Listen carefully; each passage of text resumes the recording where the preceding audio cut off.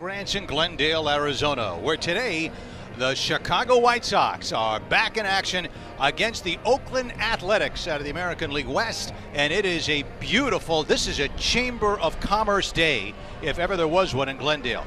It was a little nippy yesterday, a little breezy, but today temperatures well into the 70s and a canopy of blue across this particular section of the western part of Phoenix. I'm Russ Langer along with Rich King. Happy to be here today for this one. The Sox having a decent spring. They lost yesterday, but they're 5-4-1. Oakland is 7-6.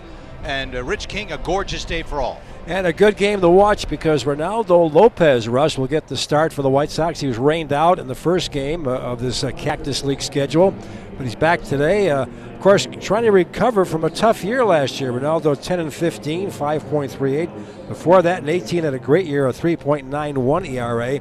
So I asked Ricky Renteria what to expect today from Ronaldo Lopez. At minimum, trying to get him up down 3 times, possibly 4. Trying to get him through that. Hopefully he's efficient, attacking the strike zone, and doing well for us to be able to do that, obviously. There was a game last year late in Detroit when you had to give him some tough love after a game. He got knocked out in 4 innings, a couple of home runs. Obviously, work's still in progress. Yeah, work's still in progress, but we're really optimistic that he can have a nice turnaround season. We're going to need him. It's going to be very important for us to have him have the type of year that he had the previous year, and hopefully, if we do that, it puts us in a much better position. Well, Dallas Keuchel making his Sox debut rush yesterday went 4. So you heard Ricky say 3 or 4 today for Ronaldo Lopez. By the way, last night, Dallas Keuchel had the team out for dinner to a restaurant, $25,000. And as appreciation for his first outing, a classy act is one. Dallas Keuchel did not want it out. It got out in the media, but the team was treated to a dinner. Kind of summed up the way camp is going. Pretty darn good so far. Well, it's a good thing you got your American Express black card on hand because anytime you're going to do that, that's huge. I remember being with the Dodgers AAA team years ago, and Wilson Alvarez, who was on the downside of his career, was at AAA, and he took the team out to Mickey Mantle Steakhouse in Oklahoma City, and the tab didn't quite go that high, but it was pretty high, and he just picked it up. Nobody expected it. He did it, and I asked him about it. He said, well, maybe there's a young guy here tonight who will do that and pay it forward someday in the future. So tip of the cap to Dallas Keuchel. That's a classy move. It is, and the White Sox campus, that sums it up. And very good. I don't want to put the jinx on this team, but things are going so darn good here. Everybody's happy, and everything's falling into place. So we'll see what happens today with Ronaldo Lopez. Should be a pretty good battle as the White Sox take on the Oakland A's today. And they're starting big, tall, lanky right-hander Chris Bassett. You see the umpires right there. And we'll run down the Oakland lineup for you. First of all, the Athletics were a wild card team last year.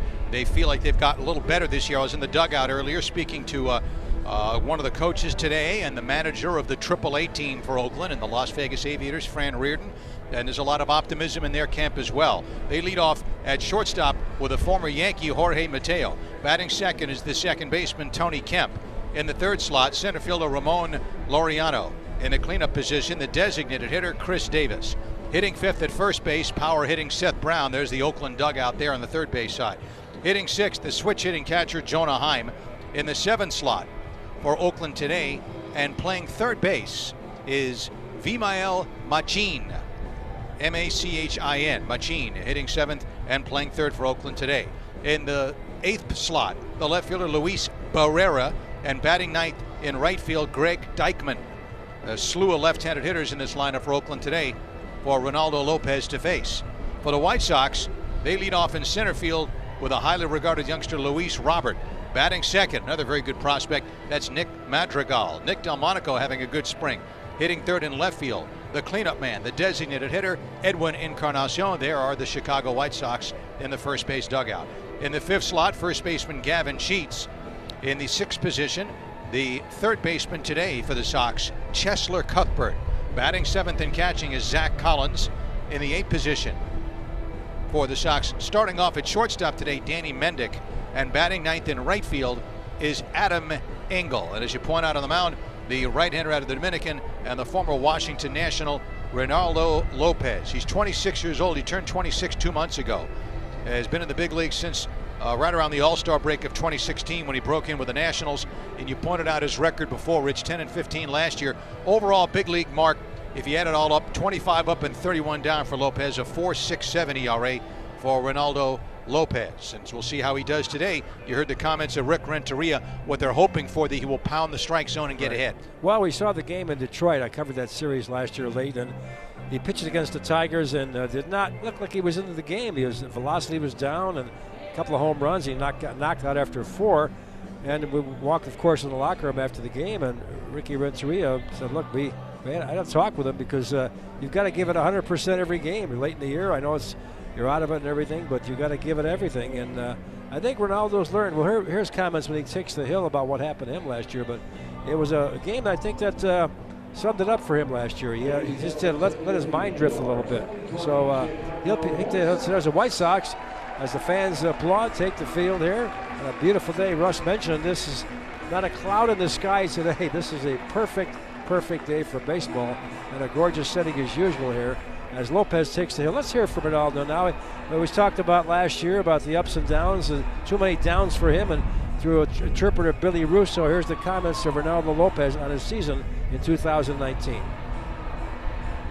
I mean, all the downs that I had last year were related with the on-the-field stuff. You know, sometimes I made a bad pitch, then I couldn't get rid of it. I mean, that thought in my mind was always there. Or, you know, a bad outing, I couldn't get rid of it for the next outing. Then it was always something that, you know, when something bad happened, when I made a mistake, that thought just kept on my mind. Then that was the reason why I had too many struggles last year, where I wasn't able to be consistent on my heights, on my ups. But this year, like I said, it's going to be different. I learned, I've been working on that, and then I know what I need to do in order to keep my consistency. No doubt about it, he has the great stuff for us. As you know, we've seen him last few years here and had a great year 2 years ago. There's no reason to believe he's not learned his lesson, and as he says, got the negative out of his mind and emphasized the positive. Bounce back opportunity for Ronaldo in 2020, and one of the things I'm sure that he's hoping for is to get more ground balls. Last year he had the lowest ground ball percentage of all major league pitchers. Only 35% of the balls put in play against him were hit on the ground. And of course today, if there are balls hit in the air, you got a pretty good outfield behind him out there between Adam Engel in right, Luis Robert in center, and Nick Delmonico in left. But we'll see how it all pans out. Here comes Jorge Mateo starting things off. It was Yankee property, came over to Oakland in a trade, and he's leading off at shortstop today. Very fast individual, played most of 2019 at AAA Las Vegas, where he had an MVP caliber year. And Lopez delivers the first one. That's a strike. 0-1 to Jorge Mateo. Mateo, the ballpark in Las Vegas opened last year, brand new place, 415 up the gap in right center, and he wore out that alley and hit 13 triples to lead the PCL. The pitch is inside, 1 ball and 1 strike, and he showing bunt there. Cuthbert at third charging in when he saw him square around, and Mateo is always a threat to lay one down with that great speed of his. Ronaldo Lopez checking out the signs of Zach Collins as a breaking ball. This is going to be a very tough play. The throw by Mendick, there's no way they're going to get Mateo. He's just too quick. Good effort by Mendick. It's an infield hit for Mateo. Ball not hit well, but it found the hole there. No way they're going to get him, as Russ mentioned. He was in there easily. You know, the year began well enough for Ronaldo last year. In fact, a game in Chicago against Detroit on the 28th of April, struck out 14 guys in that game, just 2 short of the White Sox all-time record held by Jack Harshman. So off to a good start, but after that, up and down and too many downs. Here's another fast guy, Tony Kemp, who spent a lot of time in the Giants organization, now the Oakland system. Mateo, a healthy leadoff first with Gavin Sheets anchoring the bag over there. And he draws a throw. Back in there. The umpires, you have Corey Blazer behind the plate, Dan Bellino at first, John Tumpain, the second base ump to begin, John Bacon at third. And of course, they will rotate freely throughout this contest, those 4 umpires.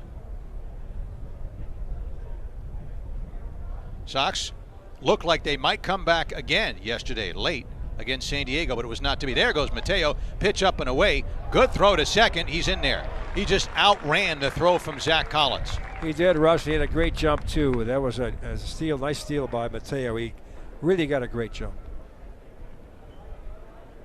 It's almost like a pitch out. Of course, Kemp leaning way over there it is, the plate.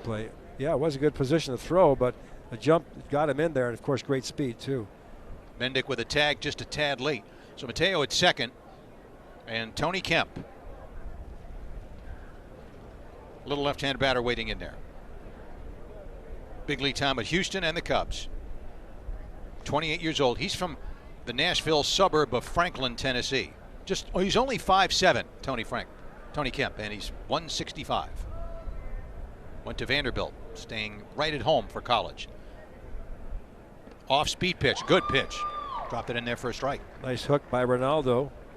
Later on, by the way, in the broadcast, we're going to feature, after when the second liners get in there in the late innings, look back at the last time the White Sox made the playoffs in 2008. Great interview I conducted with Jim Thome about the game he won against Minnesota that got the White Sox into those playoffs. This will move the runner over. Big chopper to Nick Madrigal, who throws his man out, and the speedy Mateo hustles over to third. One out for Ramon Laureano. The Sox in the field, you see Gavin Sheets right there. The second baseman is Nick Madrigal. The shortstop, Danny Mendick today. Third base, Chesler Cuthbert. And the outfield left to right, Nicky Delmonico. Out in center, Luis Robert. And patrolling right field is Adam Engel. See Adam there in the background. And Zach Collins catching for Ronaldo Lopez. And the batter, Ramon Laureano. And the Sox pull the infield in.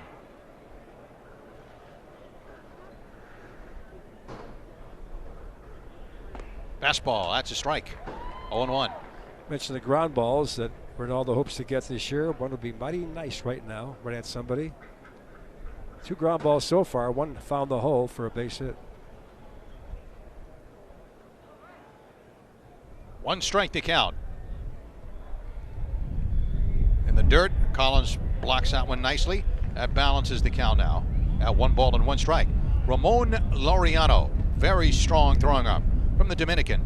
He's 25. He'll be 26th on the 15th of July. 5'11", 185.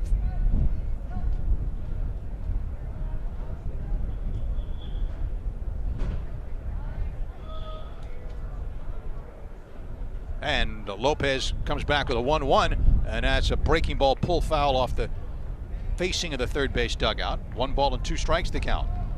So Laureano,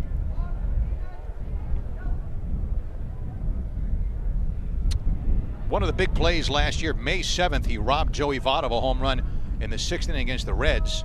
And it was big because it helped Mike Fiers get his second career no-hitter. Oh, hello there. Well, calling card, Mr. Lopez. 2 balls and 2 strikes. Well, it's good to see the Sox frontliners getting in action. In fact, Lucas Giolito, who's been slowed by an injury in camp, will pitch against the Cubs on Friday. His first appearance in the Cactus League in Mesa.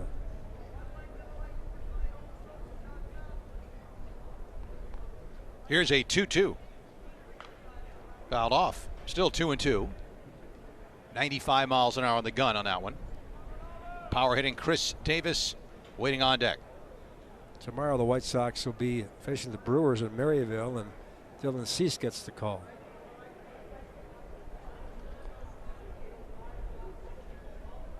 Another one of the good young arms on the Sox, Mr. Dylan Cease. There's a check swing comebacker, and Lopez had to play at home, juggled it, recovers, and throws out Laureano, but because he juggled it, Mateo scoring.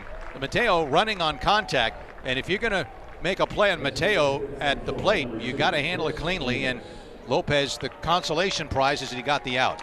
You mentioned it, Russ. If he holds on to the ball, he's got a shot at the plate, but once he bobbled it, there it is in the replay. It's all over. Check swing tapper back to the hill. Ronaldo had it right in front of him, but bobbled the ball. That cost him the play at the plate.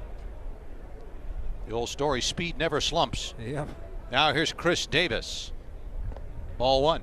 Oakland scratches for run, infield hit, a stolen base, and they play a little small ball. An advancing ground out by Kemp, and Laureano the check swing, RBI, ground ball back to the box. Ball 1 on Chris Davis. Former Brewer, and he hits one to the left of second, and trying to back in it was Madrigal, and he can't.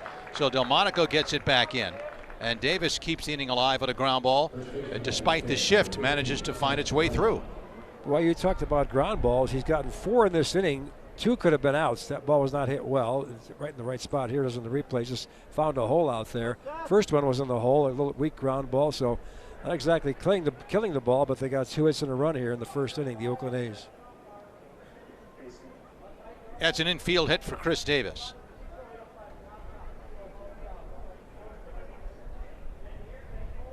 Seth Brown, strong left-handed batter. Throw to first and back in there safely is Chris Davis.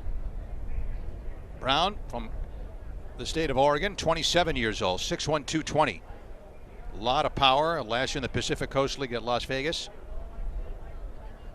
Big time for him. He's from Medford. Pitch up and in. 1 ball to no strikes.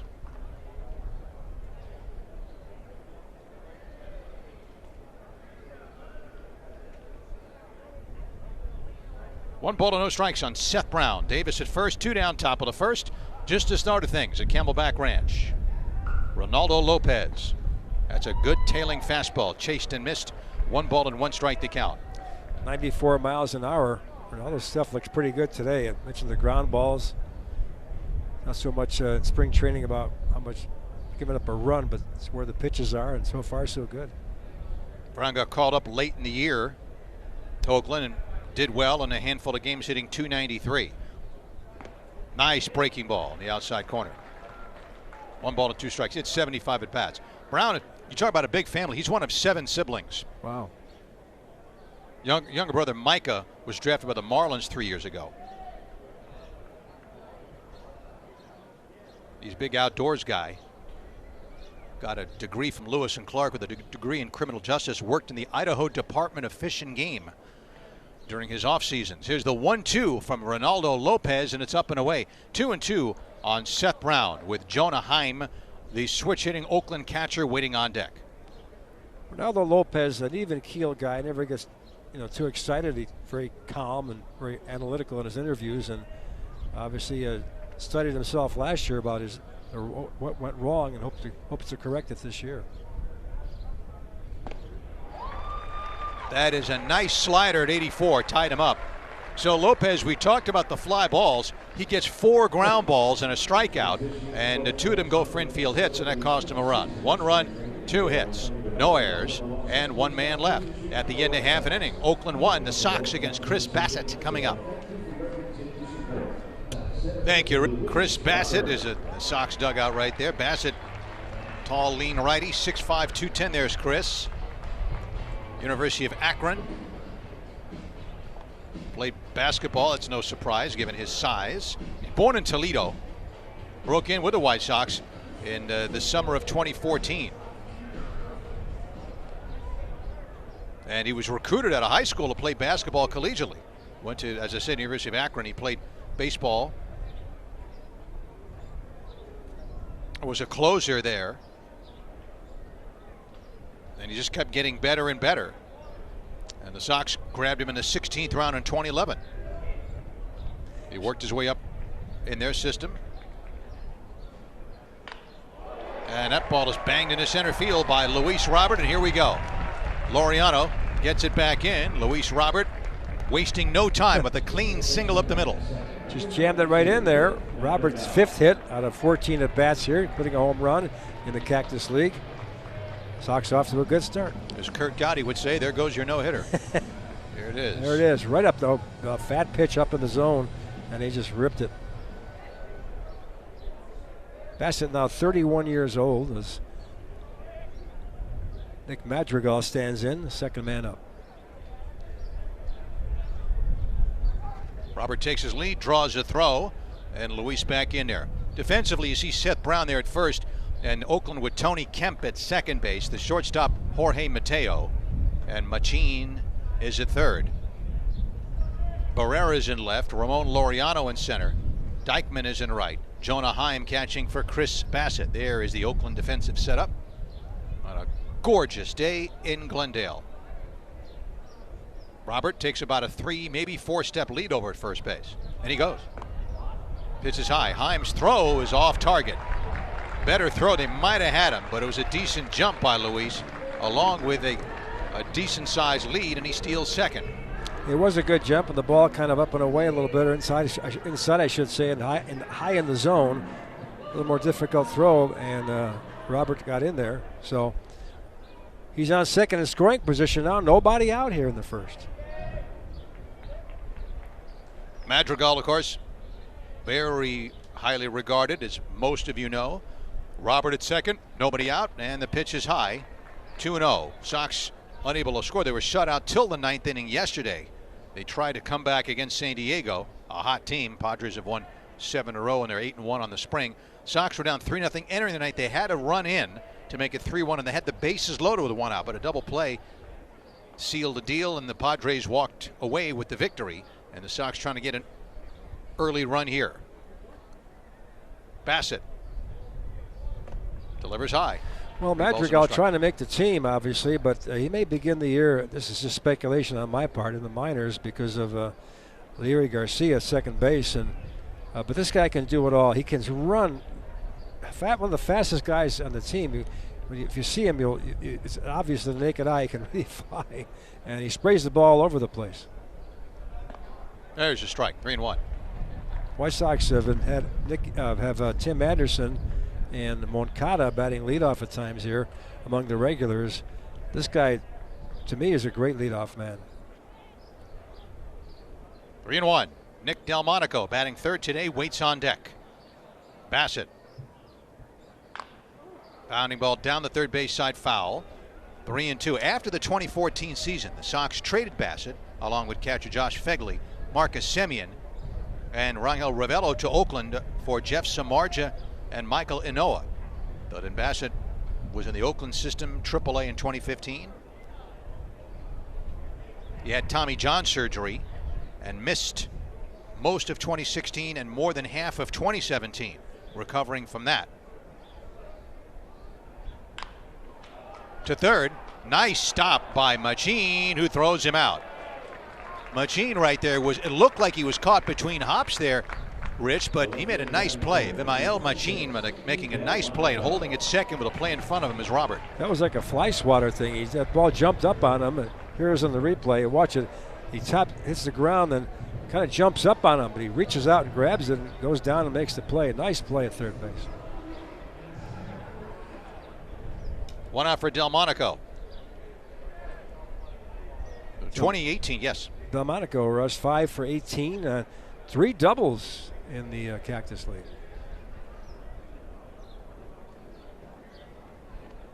Big curveball drifts under the knees for ball one. 1-0. Well, Bassett came back from just to finish up on Chris Bassett from the Tommy John surgery, but last year he was on the disabled list again, this time with a leg injury, but when he came back, he pitched well, 10-5, with averaging about a strikeout per inning. There's Chris checking signs. 4-pitch guy, sinking 4-seamer, sinking 2-seamer, a straight 4-seamer, anywhere from 91 to 97 on that fastball. Fastball up and away there, it's 2-0. Curveball and a slider. Bassett struck out 141, as you mentioned, in 144 innings last year. 47 walks. He hit 13 batters, though. Rather high number there.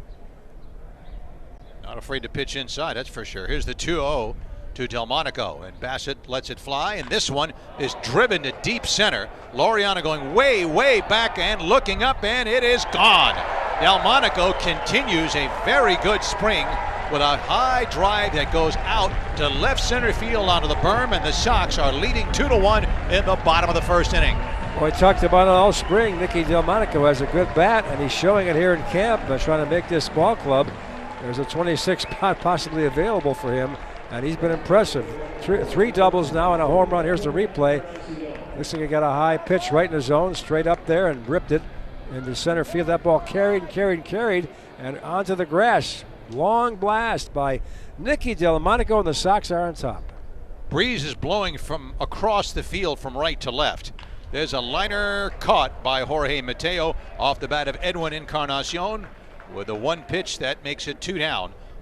And that play that Machine made, and the ground ball by Madrigal looks bigger now. 2 down in the batter, Gavin Sheets. Good to see Encarnacion back, as he's been out with a stiff back, but 100% and ready to go.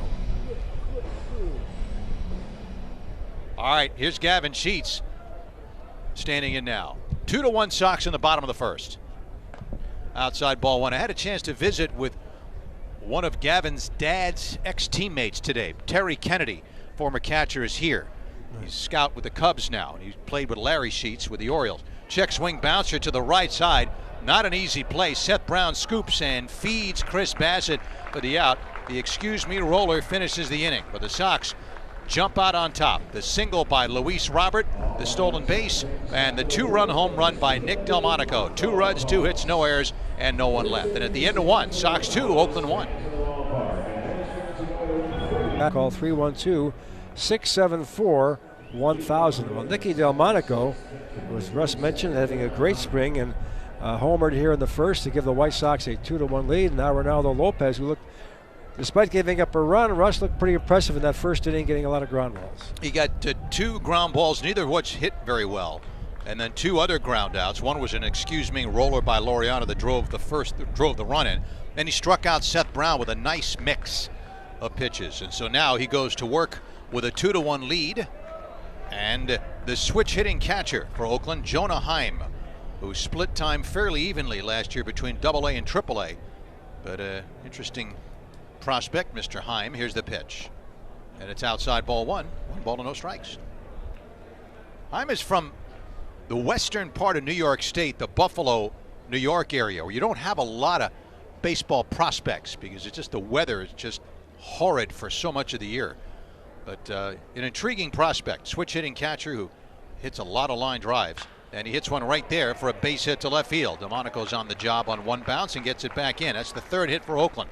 And the batter is Mr. Machine, the 3rd baseman, Vimael Machine. Mentioned Lopez struck out 14 against the Tigers last year. Jack Harshman, 1954, struck out 16 for the White Sox record. But after that, Chris Sale had 215 strikeout outings. Eddie Seacott 1, and Jim Scott along with Ed Walsh. And Ed Walsh did it twice. So Ronaldo Lopez just too short of the all-time strikeout for a game mark for the White Sox. Pretty interesting company right there. Back to big Ed Walsh. The pitch is in the dirt. On to second goes Jonah Heim on a wild pitch unleashed by Lopez. Ball 1, VML Machine. Well, Ricky had it right. You know, you want Lopez to be what he was 2 years ago, because the White Sox figure to scratch for a wild card spot or a division title this year, figure to make it, and they want to make it, and Lopez is a key figure in there. He's in that rotation. He's a key man. 2-1 Sox, top of the second. Lopez reading Zach Collins. Heim off second with Mendick right behind him there. And 1-0 Machine. Good fastball at the knees for a strike. That's a good pitch at 92. 1-1. Machine, 5'10", 185. He's 26. He's from Puerto Rico. And then was at Virginia Commonwealth University, which is in Richmond. I believe at the Puerto Rico Baseball Academy prior to that. Outside, 2 balls and a strike.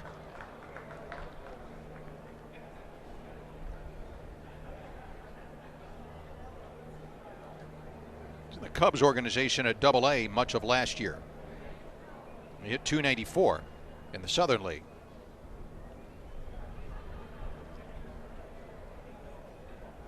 He already made 1 very good defensive play in this game. Fastball crowds him. 3-1. First base is open, and the left-handed hitting left fielder Luis Barrera for Oakland is on deck. I saw that Adam Eaton is injured for Washington. Of course, Adam Eaton involved in the trade that brought Ronaldo Lopez to the White Sox, along with Dane Dunning and Lucas Giolito. That trade looking better by the year. Indeed.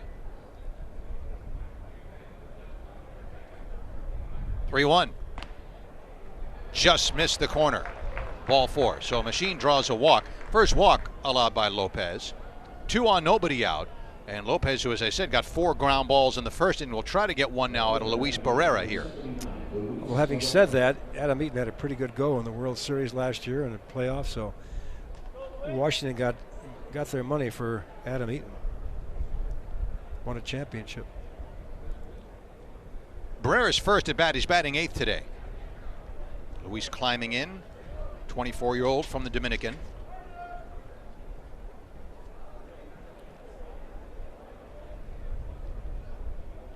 The Double-A Midland of the Texas League last year for Barrera.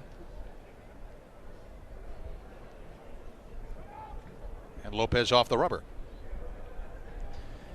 Also pitching today for the White Sox, Evan Marshall, Adalberto Mejia, Brady Lale, Tehran Guerrero, Carson Fulmer, who was having a good camp, and Tyler Johnson.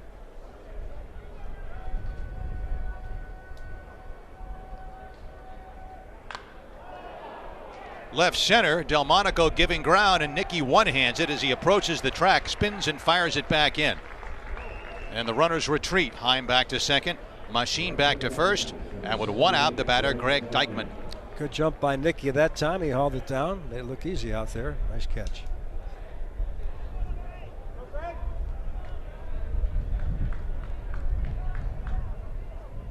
That's the first ball they've hit in the air.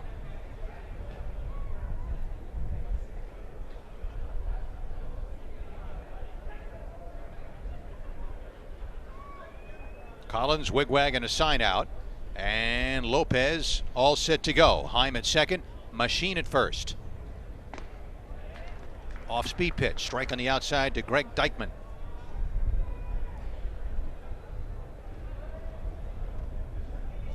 Later on, we're gonna have a chat. I was just gonna mention, Rich, your chat with Jim Thome, which we talked about yesterday, and later on today, we're gonna hear from Big Jim.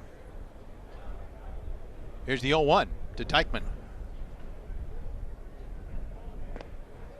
Just missed there, 1-1. Yeah, I think a good chance to look back. You know, the White Sox touted to make the playoffs this year. They haven't done so since 2008. I covered that end of that season, and quite an interesting season that was. And Jim Thome, of course, with that home run against Minnesota over the bushes in center field, that got the White Sox into the playoffs against Tampa. But a lot of good memories, a lot of good stats to give you, and reminiscing about that. And Jim, of course, great on that whole team and about the home run.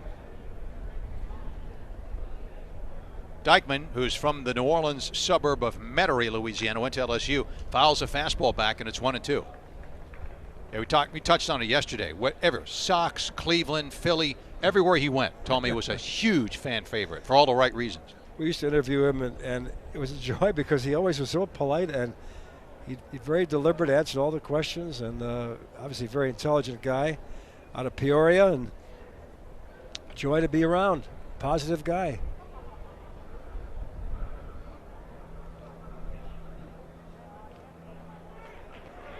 Collins lost sight of it as the ball sat there like a poached egg in the batter's box, but runners saw where the ball was, so they didn't dare go.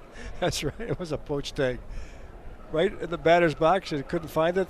The good thing the base runner found that he didn't even move. There it is again. Inside dirt, nice stop. Breaks to his right, and the base runner wisely had his eye on that ball. 2-2. That's Heim at second base.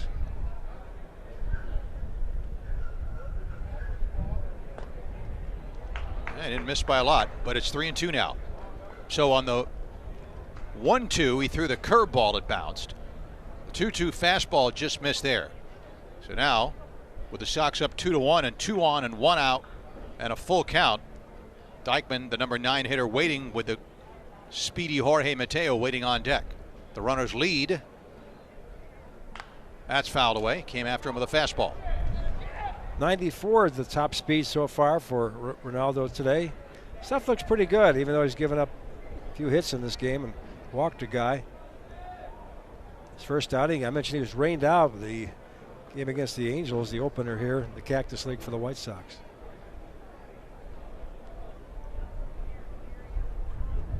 Deichmann playing right field today. Swings and misses, and down he goes. 75 miles an hour. The ball had nice movement on it.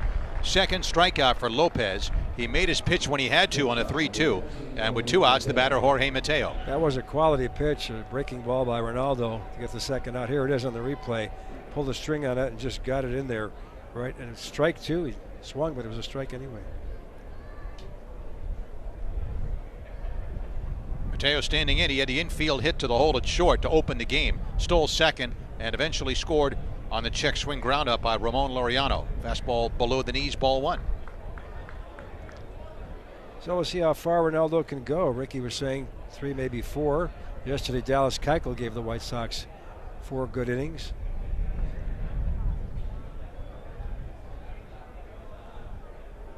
Runners at first and second, and Lopez 1-0. Ball two, throw to first, and backing with a dive is Machine, as Collins throwing behind him down there to Sheets. 2-0. That was a good play by Collins. Had the ball been on the bag, they would have had a chance. It was high and wide, though. Mike Aldretti coaching at first for Oakland. Down at third, Al Pedrique. Here's the 2-0. That's a strike. 2-0. 2 balls and 1 strike now. Oakland manager Bob Melvin has taken home the AL Manager of the Year award in his past, and got a good array of coaches. Darren Bush, Eric Martins, former catcher Marcus Jensen in the bullpen. Here's the pitch. On the ground to short, right there to scoop it is Mendick. He feeds Madrigal for the out on the sliding Machine, and that's it. Oakland turned away. They got the first 2 men on, but Lopez retired the next 3 in succession. No runs, 1 hit. No errors, they leave 2. And at the end of an inning and a half, Sox 2, Oakland 1. Sox still lead the third. Here again is Russ Langer. Thanks, Rich King. You see the wind stirring those flags around out there, shifting a little bit. It was blowing across from right to left. Now it appears to be blowing straight out to left. Chesler Cuthbert starts things off in the second. Sox leading 2-1. If you missed it, a 2-run home run by Nicky Delmonico, driving in Luis Robert ahead of him. Luis had singled in the very first pitch from Chris Bassett. And here's Cuthbert. Big curveball, falls in there for a strike on 1. Cuthbert in the spring in 8 games, 13 at bats, hitting .308 with a home run, driving in 2. Out of the Kansas City organization, Chesler Cuthbert. Batting 6th is Zach Collins, and then Danny Mendick, who's batting 8th, will follow him here in the bottom of the second. And that curve is down and away. 1 ball and 1 strike to count. Cuthbert, besides the home run, a double among those hits. You mentioned Russ, and unfortunately for him defensively, he's had 3 errors in the early going, which doesn't help. But veteran trying to hook on with the White Sox. And a 1-1. Just missed with a straight changeup right there at 82. 2 balls and 1 strike on Cuthbert. There is according to Rich King's analysis, which is, take it for what it's worth, there is 1 spot available as a 26th man, and it's up in the air. And that one is in a shallow right. Kemp, the second baseman, with the wind playing with it. He's got it. 1 out for Zach Collins. And it figures to be a veteran because you don't want to put a rookie in a situation like that where he can get work in the minor league. So you're looking at guys like Cuthbert, Nicky Delmonico, Mercedes. You know what I mean? Mercedes had a great spring so far. So a lot of options for the White Sox. And, of course, they could make a trade. This is all speculation. So we'll see what happens when roster time comes when they head for Arizona. Zach lifts that curveball foul outside third, and it's going to drift back out of play. 1 strike on Collins, who's just turned 25 a month ago. To be more precise, the Arizona Chase Field when they've faced the Arizona Diamondbacks in the last 2 games of spring training. They are in Arizona, of course, right? Indeed. Former first-round pick Zach Collins out of Miami, picked in the first round in 2016. Was Bassett reading his catcher Jonah Heim. 1 strike on Zach. And off-speed pitch is a strike. Collins, so far 1 out of 12. The hit was a home run in the spring, and Danny Mendick waits his turn on deck. Zach was the 10th overall pick in 2016.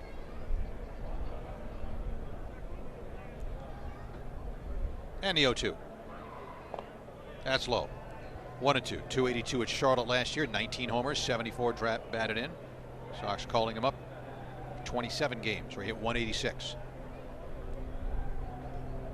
I saw his first home run in Texas, first big league home run, blast to right center field. Off speed missed away. 2-2, but again, Zach as a catcher, when you look at the breakout season from James McCann, and then you've got Yermín Mercedes. You mentioned him, Rich, and they got Yasmani Grandal on a 4-year deal. We'll just have to wait and see. Here's the 2-2. Bassett shook off one sign. Okay's this one. Curveball missing, 3-2. Well, Zach is still young enough to get some time in the minors and develop more. That may be where he's headed. Again, it's all speculation, but you're right. You got 2 all-star catchers in there.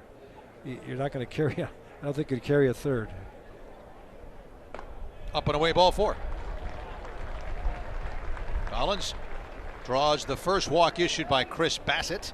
1 on, 1 out, and the batter Danny Mendick. Having said that, in the course of a season, you learn one thing. You learn about covering these teams year in year out. They always joke about it. Well, you sent down when the season begins, but in the course of a season, Russ, as you well know, injuries pop up. Get called up a few weeks, maybe a month. So you may see some time in the majors. You never know. 1 on, 1 out from Mendick. Nice off-speed breaking ball for a strike. 0-1. Mendick so far 3 for 19 this spring. The thing they were looking for in Zach, he could hit the ball, no question about it, is how to handle pitchers, how to handle a game. And Ricky was telling me that he's been impressed with the way he handles pitchers this spring, and also last year when he got called up, made great progress. 1-1. Nice to have a catching-rich organization, though. It is. I remember was working with the Dodgers AAA team years ago, and the 2 guys competing on their way up at that time were Dioner Navarro and A.J. Ellis. Compete. Right. And while they were battling it out, up came Russell Martin, and he zoomed past both of them. She's just, it just surprises every year. There's a foul ball to the right out of play, 1-2. Well, it's very rare to have 2 all-star catchers. I mean, you usually see a good, like a Posey kind of guy, and then the second guy's a 180 hitter, maybe 220. A good defensive guy maybe, but you really see 2 outstanding all-star catchers. The White Sox have that, and they have good depth in the minor leagues. So it's, but I think it applies to pretty much every position in this organization. Ball and 2 strikes. Collins a very short lead at first.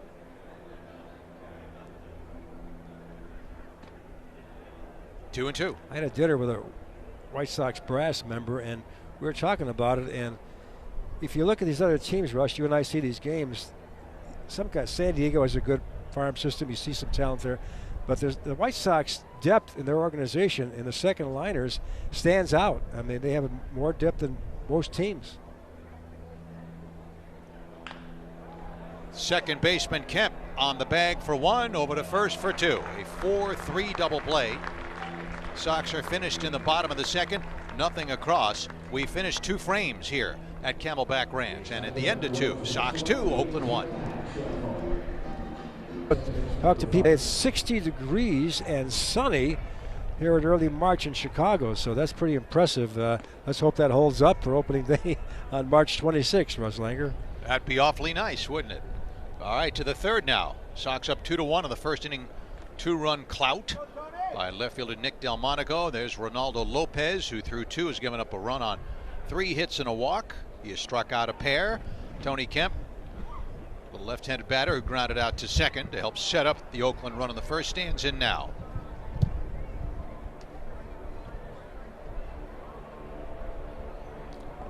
Ball 1. Cuthbert playing third base for the Sox, in tight to take the bunt away from Kemp. There he is, Cheslor Cuthbert. 1-0. Ramon Laureano on deck. There's ball 2. Chris Davis, the cleanup hitter, will bat third here in the top of the third inning.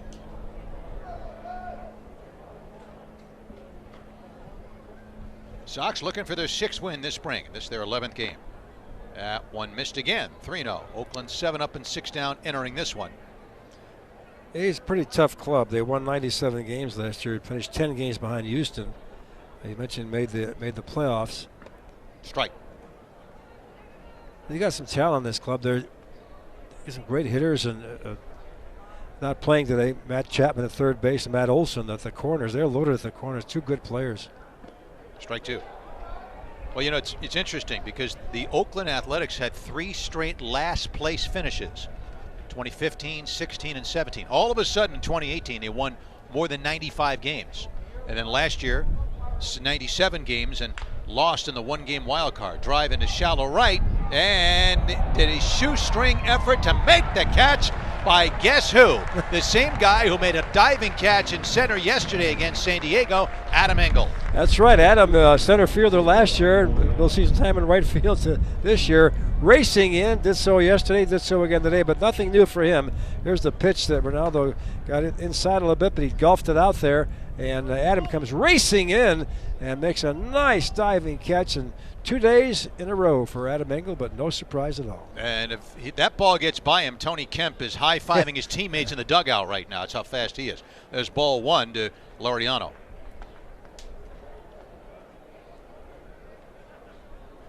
Well, the Oakland A's famed for Billy Bean in the movie years ago. Moneyball, was that it? Yep. Yeah. The book and then the movie. 2-0. Yep. Which stirred up a lot of resentment among scouts. 3-0. I don't know if you were Jim Fregosi at all, Russ, but when he managed the White Sox, got to know him a little bit. I saw him about 5-6 years ago in the White Sox press box. He was scouting or whatever, or analyzing for the team, and I said, "How you doing, Jim?" And the movie had come out, a while back, and I said, "What'd you think? What'd you think of the movie?"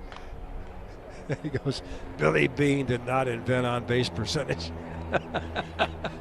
3-2. So, that came a long time ago. Here's the 3-2. He walked him. Second walk allowed by Lopez. Laureano 0 for 1 with a check swing RBI ground out and a walk on a 3-2 pitch. And Chris Davis had an infield hit in the first coming up now. Another guy who was not very high in that movie was Roland Heeman. He almost walked out, he said, because the way it was played up, scouts were diminished in their capacity to analyze players, and the sabermetrics guy was the hero, and that didn't sit well with a lot of baseball people.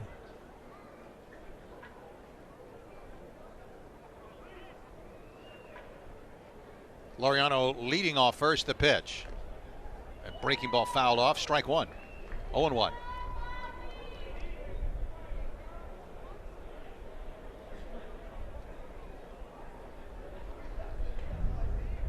But they're a tough club, the A's. They figure to be in the picture again this year.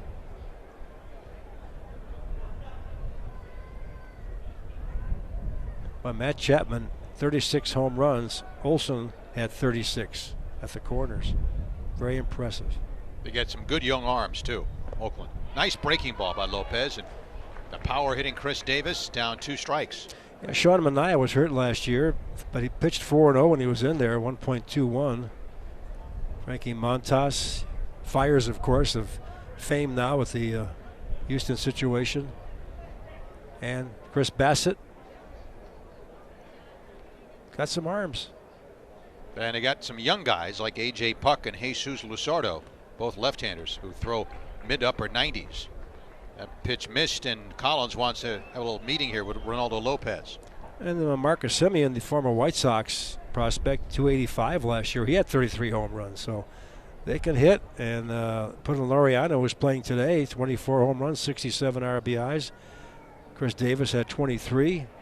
So they can stroke it and see what happens. They're in that division with Houston, which, the Astros will be a marked target this year, obviously, because of what happened with the scandal. But we'll see what happens in that division. Oakland trying to make a major push to win the division this year if they can. A lot of the younger players continue to develop. Pitch up and in on check swing. They appeal. No swing is confirmed. 2 balls and 2 strikes to count. And we saw the Angels. I went to that game in Diablo Stadium in Tempe 2 days ago, and that lineup pretty impressive with Rendon in there and Trout. But they're pitching. Their bullpen's very suspect, and who knows what's going to happen to the Angels. That one gets away. Laureano scoots down to second on the second wild pitch, uncorked by Lopez in this game. 3-2. So he's been full now on each of the first 3 hitters. He was 3-0 on Kemp, and it went full. He got bailed out when Engel made the shoestring grab of the sinking liner by Kemp. He went 3-0 on Laureano, then full, then walked him. And now he's 3-2 on Davis. And that wild pitch pulls the plug on a double play possibility with Laureano at second. Now at least double play and a ball on the ground.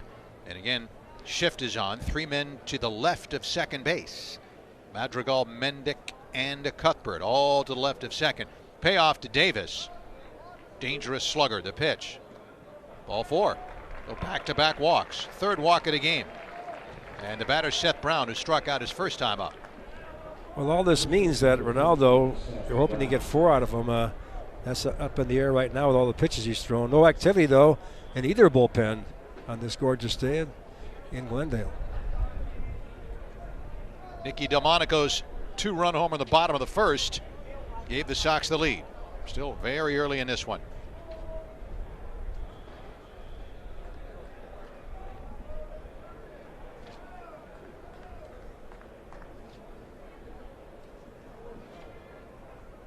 Brown takes a nice breaking ball for a strike and a count on 1. Brown, a first baseman who can play the outfield, 27 years old.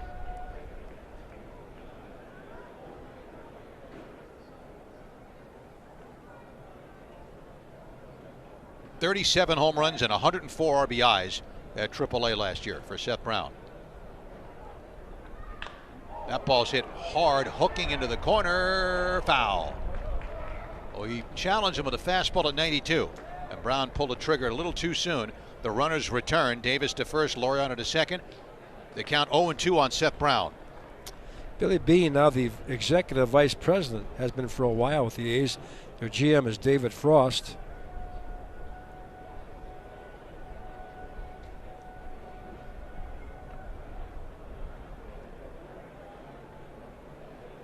Brown with a chance to break camp with a big team, because one thing Oakland does not seem to have a lot of is left-handed hitting.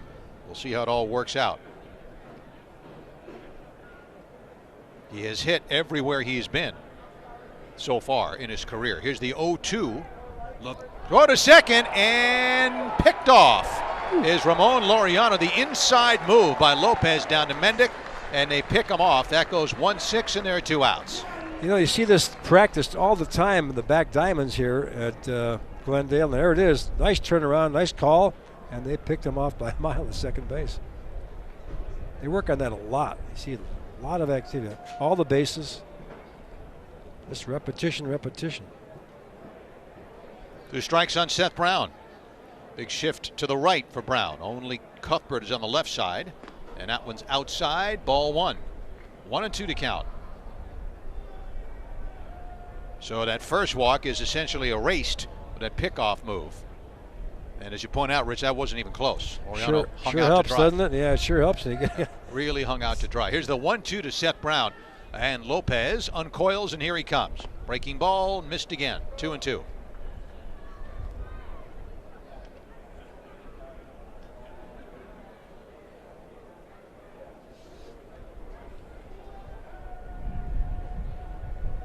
Two on, 2 out, and a 2-2 count with 1 on, that is, and 2 outs. Here's the look. Lopez taking his time. The 2-2 on the way to Brown, and he got the breaking ball by him, and that struck him out. So Lopez throws a bunch of pitches, but the pickoff is the key play, and the play by Engel on the sinking line drive by Tony Kemp to open up the inning. No runs, no hits, no errors, and 1 man left. And at the end of 2.5, Sox 2, Oakland 1.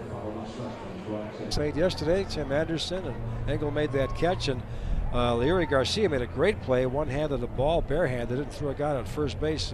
And today, picking it up with Adam Engel, it sure helps. And you know, give Ronaldo Lopez credit too. Has a nice pickoff.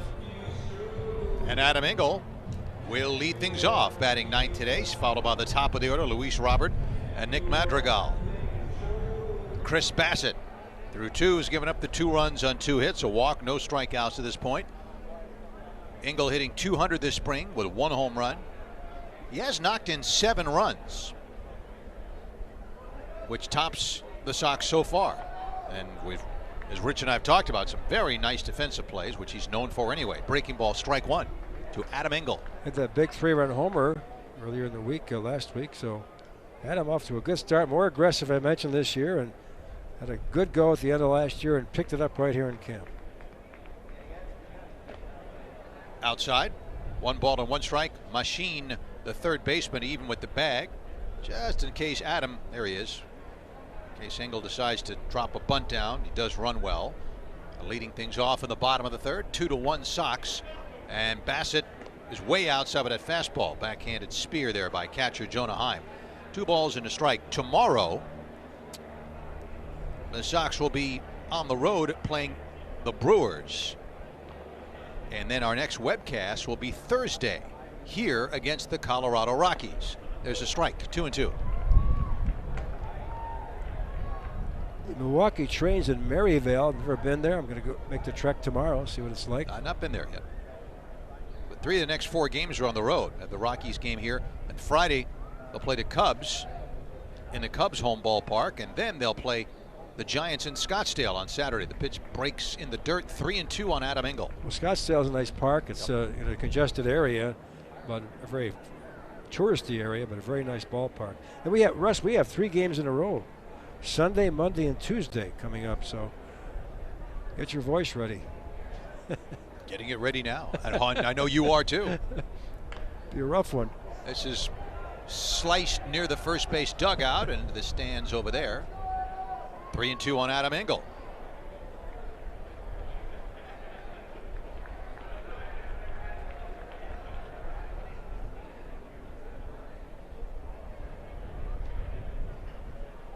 Three and 2.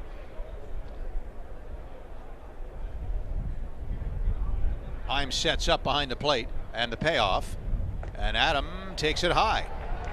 So he threw him a 3-2 breaking ball, and so Engel drawing the walk, and again Adam, of course, runs well. And here's Luis Robert, who swung at the first pitch from Bassett, lined it to center for a base hit, stole second, and then scored on the Nick Delmonico home run. 2-1 Sox in the bottom of the third. 2 walks for Bassett. He's gone through the lineup once now. And Luis climbing in. There he is.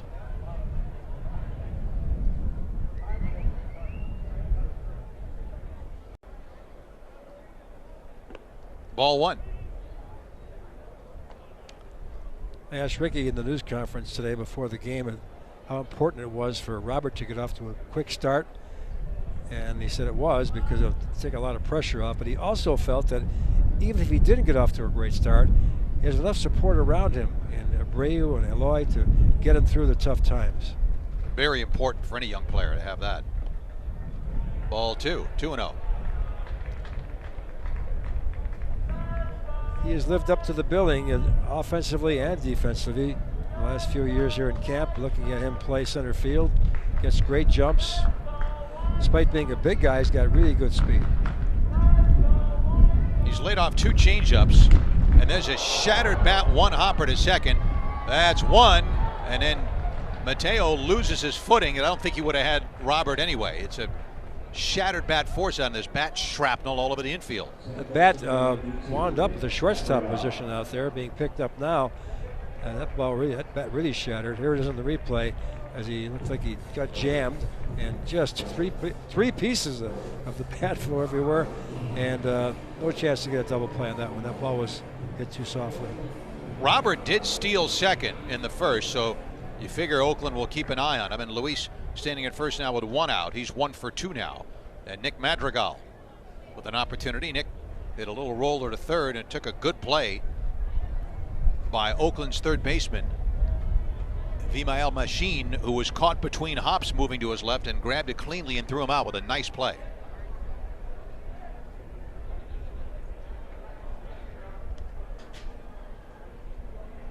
Luis draws a throw and he's back in.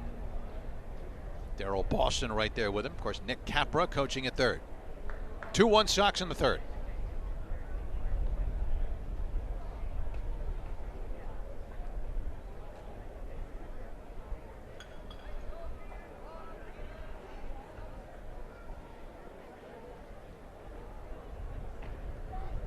Another throw. Of course, the Oakland A's back in the 70s were a juggernaut. 72, 73, and 74. In the Charlie Finley era, 3 straight titles. He had it going for a long time. Dick Williams managed 2 of those teams. To the hole, it's short. Mateo, good throw to second. And they get the double play, and the key there, Mateo made a strong throw to Tony Kemp, who made the pivot, and that 6-4-3 double play ends the Sox 3rd inning. Sox have ended 2 double plays so far. Nothing across for them. After 3, Sox lead Oakland 2-1. His greatest players. Qualifying rounds for the 2021 World Baseball Classic take place March 13th through 25th in Tucson, Arizona. Get your tickets today at worldbaseballclassic.com. And Alberto Mejia in the game, 26-year-older from Loma de Cabrera, Dominican Republic, coming in here after Ronaldo Lopez.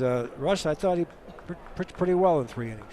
He did. He did give up the 1 run. He was in trouble every inning, but he made some good pitches when he had to. So Lopez, 3 innings, 1 run allowed, earned on 3 hits. He walked 3, struck out 3.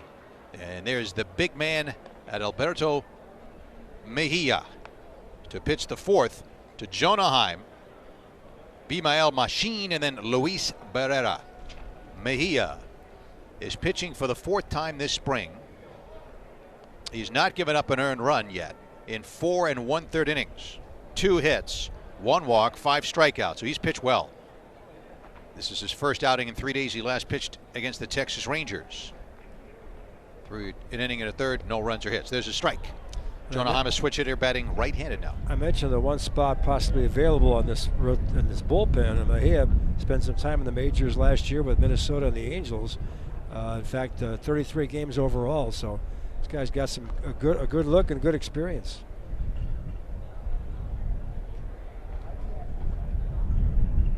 Heim takes inside. 1 ball to 1 strike with Machine waiting his turn on deck. He is signed as a free agent by the White Sox January 22nd of this year.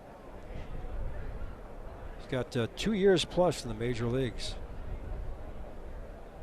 Lives now in Bonao, Dominican Republic. Heim, an aggressive hitter, single to left his first time up against Lopez.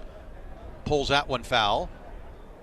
And it's a ball and 2 strikes on Jonah Heim.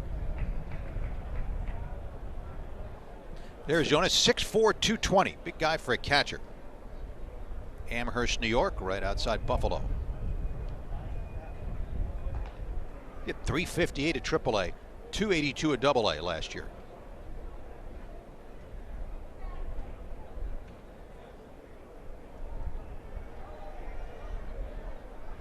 Nobody on, nobody out. In the top of inning number 4. Mejia's pitch way outside. 2-2 now on Jonah Heim. Actually, I looked at the sheet again. Mejia also pitched for the Cardinals in 2 games last year. So he had the Minnesota Angels and the Cardinals, but sometime in the minor leagues also at 3 different locations. So a lot of traveling for this young man last year.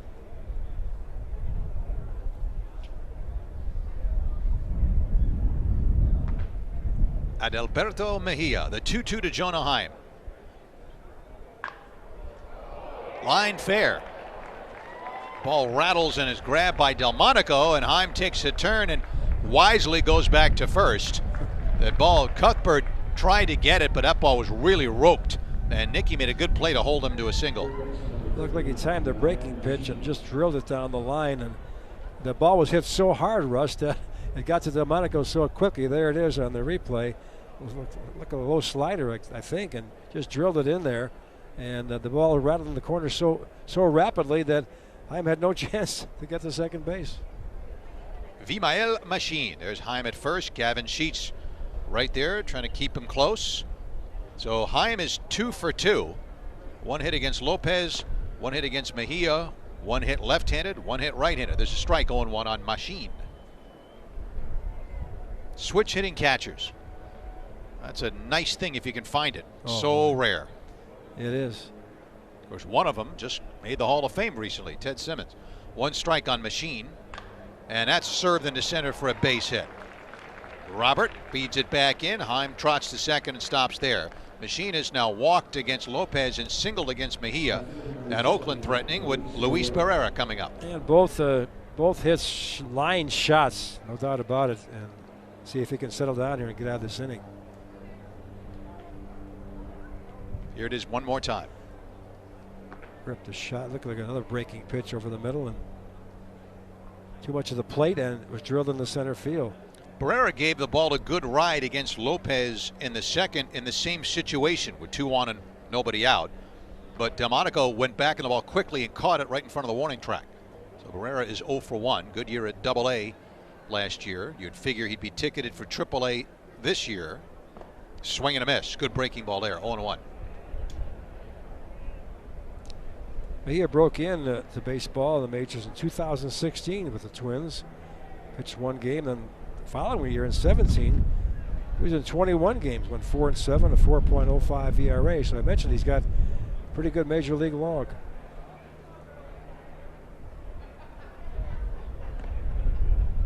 One ball and 1 strike on Luis Barrera.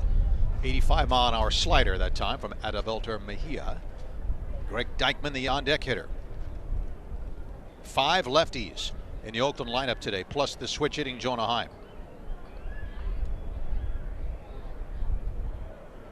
Infield poised, looking for 2. The 1-1. Up and in, 2-1. Again, Lopez, 3 innings, 1 run in his first game. He was supposed to pitch earlier, and the rain came and took care of that. But something to build on for Ronaldo. It was. I thought he was very impressive. They got some ground balls. A couple of hits were scratch hits off of him. So, all in all, a very successful outing for Ronaldo. Here's the 2-1 to Barrera. And that one just missed. He came back with a fastball, 3-1. And you know, it's only spring training, but you build on stuff. And yesterday we had 4 good from Dallas Keuchel. Of course, he'll be in the mainstay in the rotation, as will Ronaldo. So 2 good outings by the White Sox frontliners. Later on Friday, Lucas Giolito makes his first appearance against the Cubs in Mesa. So something to look forward to all week long on this White Sox pitching staff. 3-1.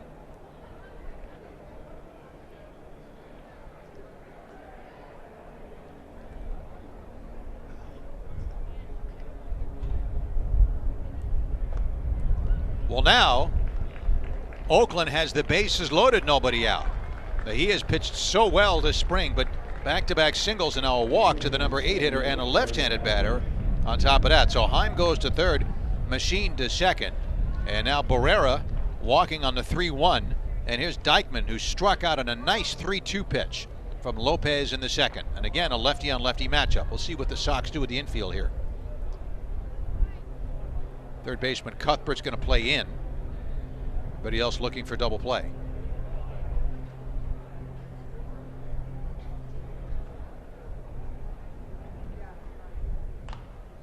Foul ball. Well, if he holds him to 1, that'd be good. Double play would be nice to see here. I saw on the sheet also, Russ, that they've got Dallas Keuchel scheduled to pitch against the Giants in Scottsdale on Saturday, so I'll come right back. In case you missed the news, he had a big dinner for the team last night. A lot of money, and everybody enjoyed themselves. 1-1.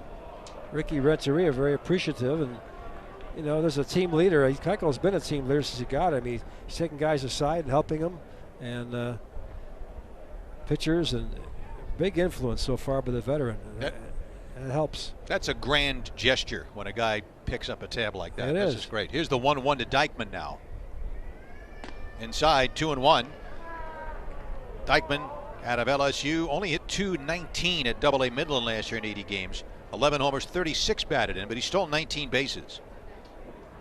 And he's been beset by injuries since he was drafted. Good speed. Heim at third, Machine at second, Barrera at first, nobody out. Here's a 2-1. 3-1. I'll tell you the most impressive thing about the move by Dallas Keuchel is he did not want any publicity for it, and it leaked out, got out there. Of course, the writers got a hold of it. It was in the papers, but he did not want to be even recognized for it. Just did it out of the goodness of his heart. And a 3-1. Nope, off the mound. Off the rubber, that is Mejia. Heim lined a single to left. Machine smacked one into center, and Barrera walked, and it's 3-1 on Dykeman. 4 walks for Sox pitchers so far. 3-2.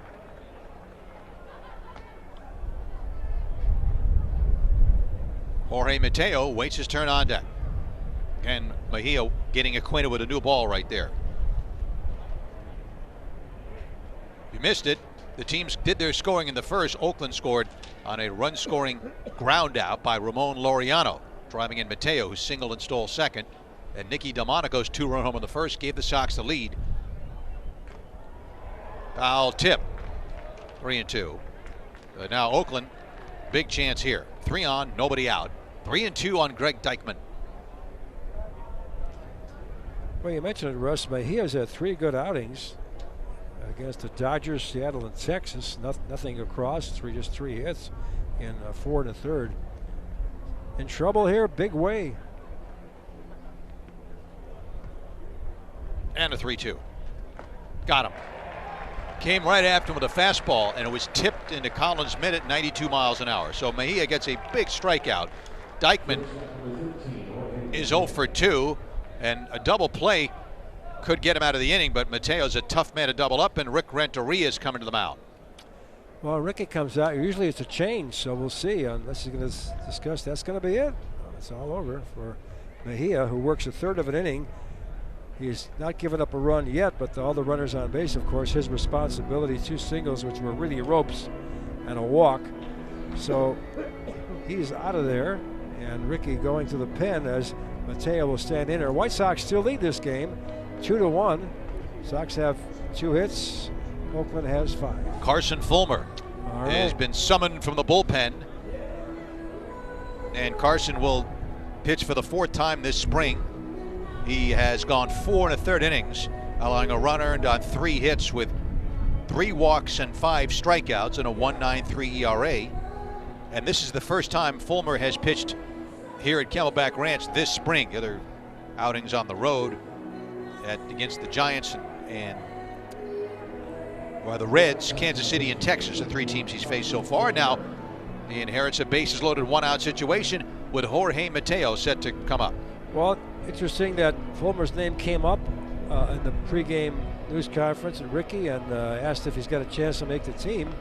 And Ricky very hopefully can. He says he's pitched very well. He says he's greatly improved this year, and he has. Carson always comes. Every year I've talked to him in the last 3 years, he comes into camp with a great positive attitude, and hopefully that'll translate this year into success. He has struggled, of course.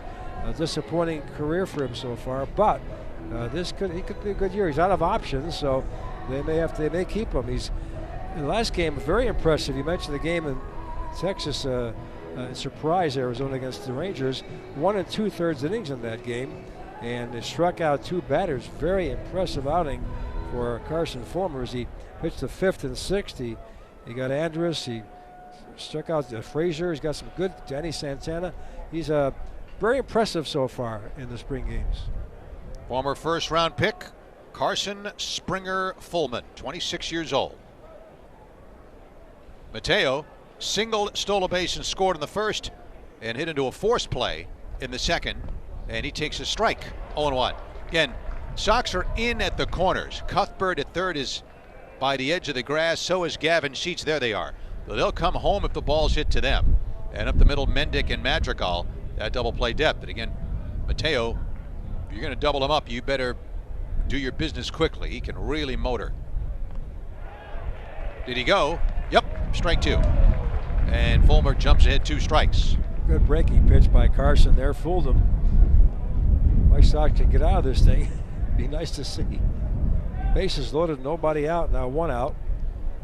And Mateo, as Russ mentioned, a speedster at the plate.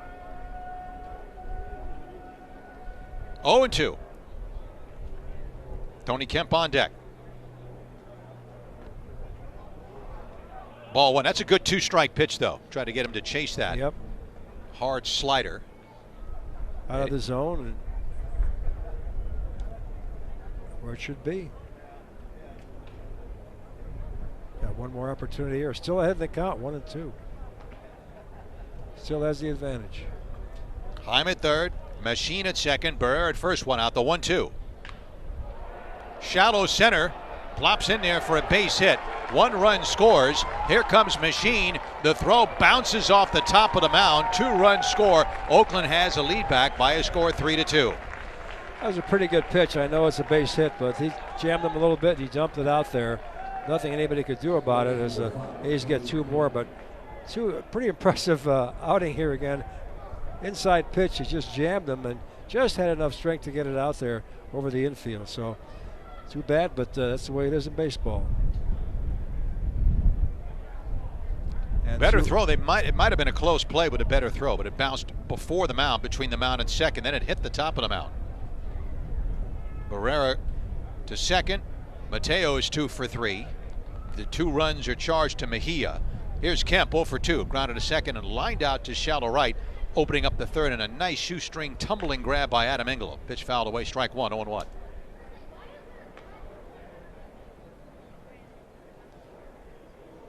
So 2 runs given up so far by Mejia. He's responsible for 1 more. Hope it doesn't come in, of course. Good pitches, though, by Carson Fulmer, and then at bat by Mateo. Yeah. Got burned on the blooper.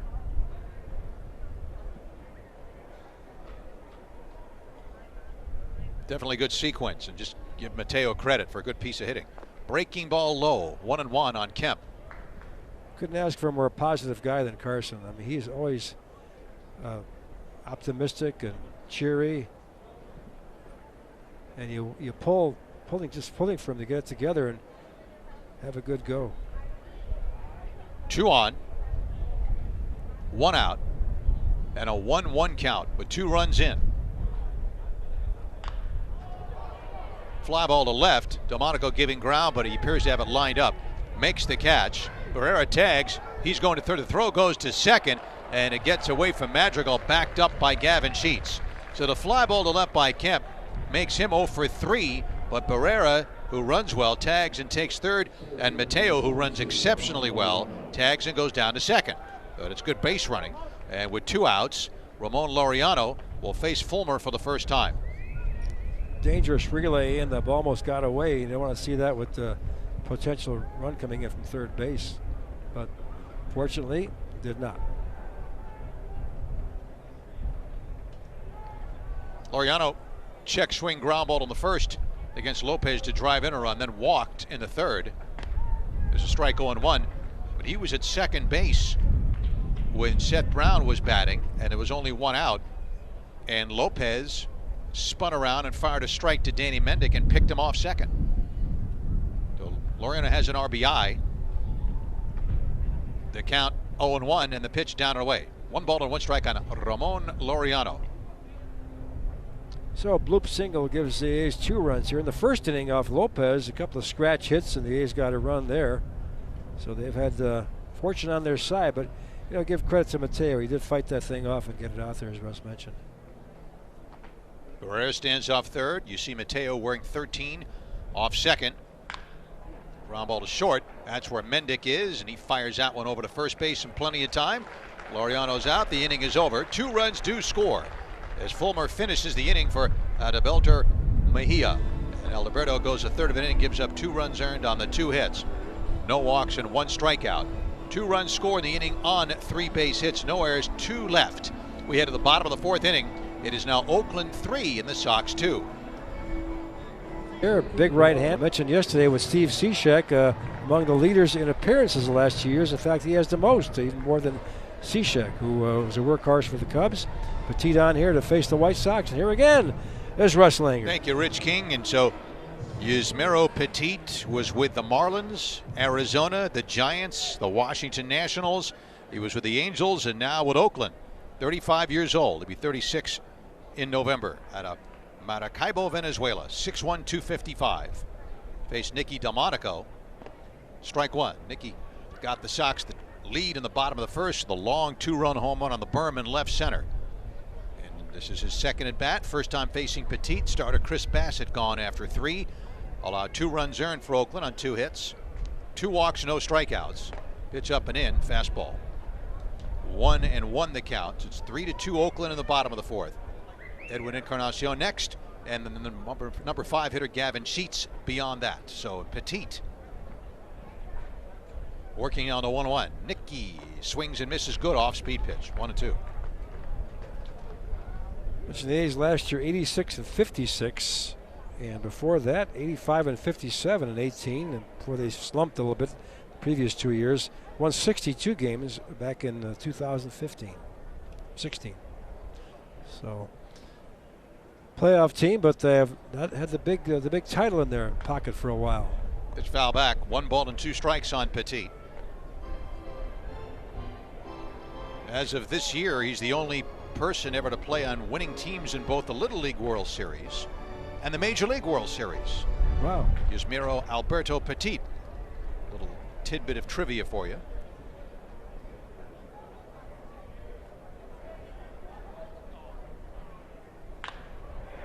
That one's banged into right center.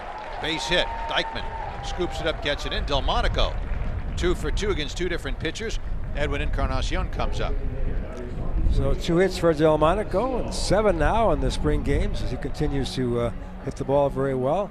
Encarnacion, meantime, coming up, looking for his first hit. He lined out his first at bat, 0 for 6 now, and 3 strikeouts, but I wouldn't put too much stock in all those numbers. This guy's going to be there when the bell rings.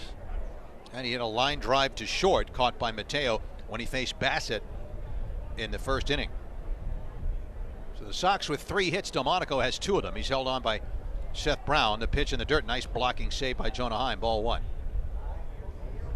When Petit was 10 years old, as we get a look at Encarnacion there, competed in the 1994 Little League World Series. And his team from Venezuela won it. It was the first team a Venezuelan team had won the Little League World Series title in 8 appearances.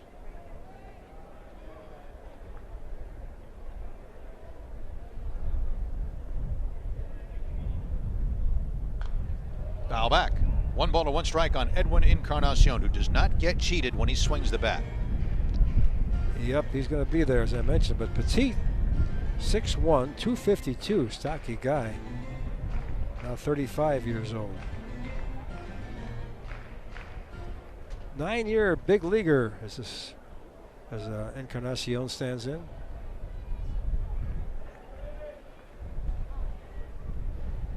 And a 1-1. Oh, throw to first base and back in easily is Delmonico. So again, Petit on the Venezuelan team that won the Little League World Series. Major leagues, he was on the 2012 Giants when they won the series. Bruce Bochy and company beat the Detroit Tigers that year. 1-1 to Encarnacion. Outfield deep and straight away. To third. Right there is Machine. He goes to second for 1. Kemp leaping in the air to avoid Delmonico, and they turn 2. The Sox have now hit into 3 double plays in 4 innings. 2 down for Gavin Sheets. That ball was hit hard, and that made it an easy double play for the Oakland A's. Rattle around the horn there. Surprised they got Madrigal on double play. Usually the speed usually beats it out, but 3 double plays rattled off by the Oakland A's here. And we're in the 4th inning. Gavin Sheets grounded out to first on a 3-1. Coming up again.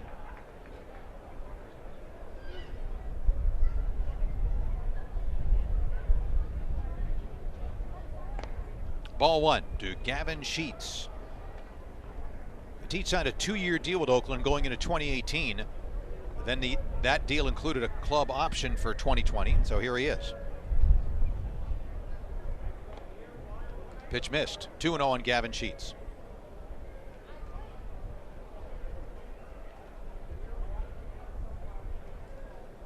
If Sheets should reach, Chesler Cuthbert would be next. 3-2 Oakland in the 4th, and the pitch low. 3-0 on Sheets.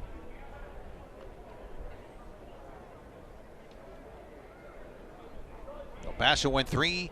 Petit in the 4th. The Sox have used Ronaldo Lopez for 3.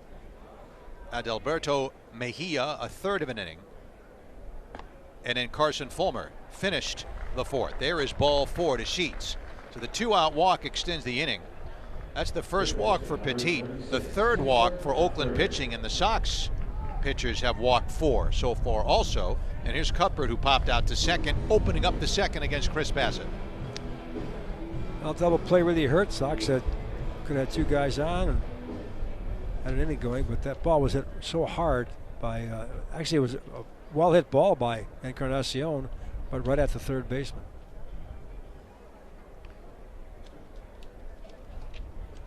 And Chesler, Cuthbert, swings and fouls that one off. Strike 1, 82 miles an hour on that one. 1 strike to count.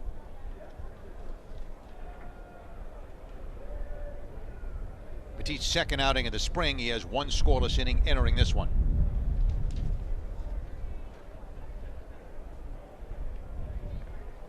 Oh and 1.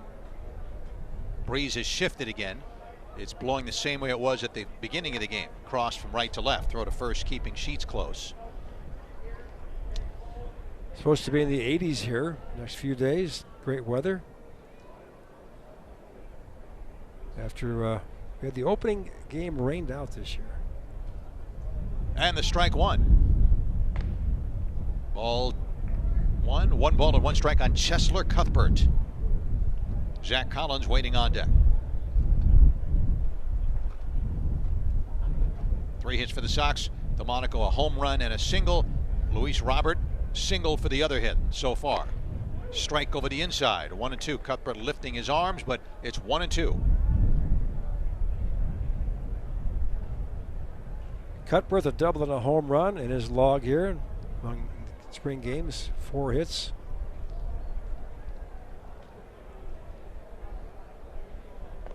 Good breaking ball, got him, and the inning is over. So Petit hangs his 0 in the 4th inning, and the Sox go quietly. No runs a hit, no errors, 1 left, and we head to the 5th inning. The score: Oakland 3 and the Sox 2. For the White Sox, who now trail this game 3-2, and for more action, here's Russ. Thanks, Rich. Into the 5th we go. Fulmer came in for Mejia, and then Mateo on a 1-2 single in 2 runs.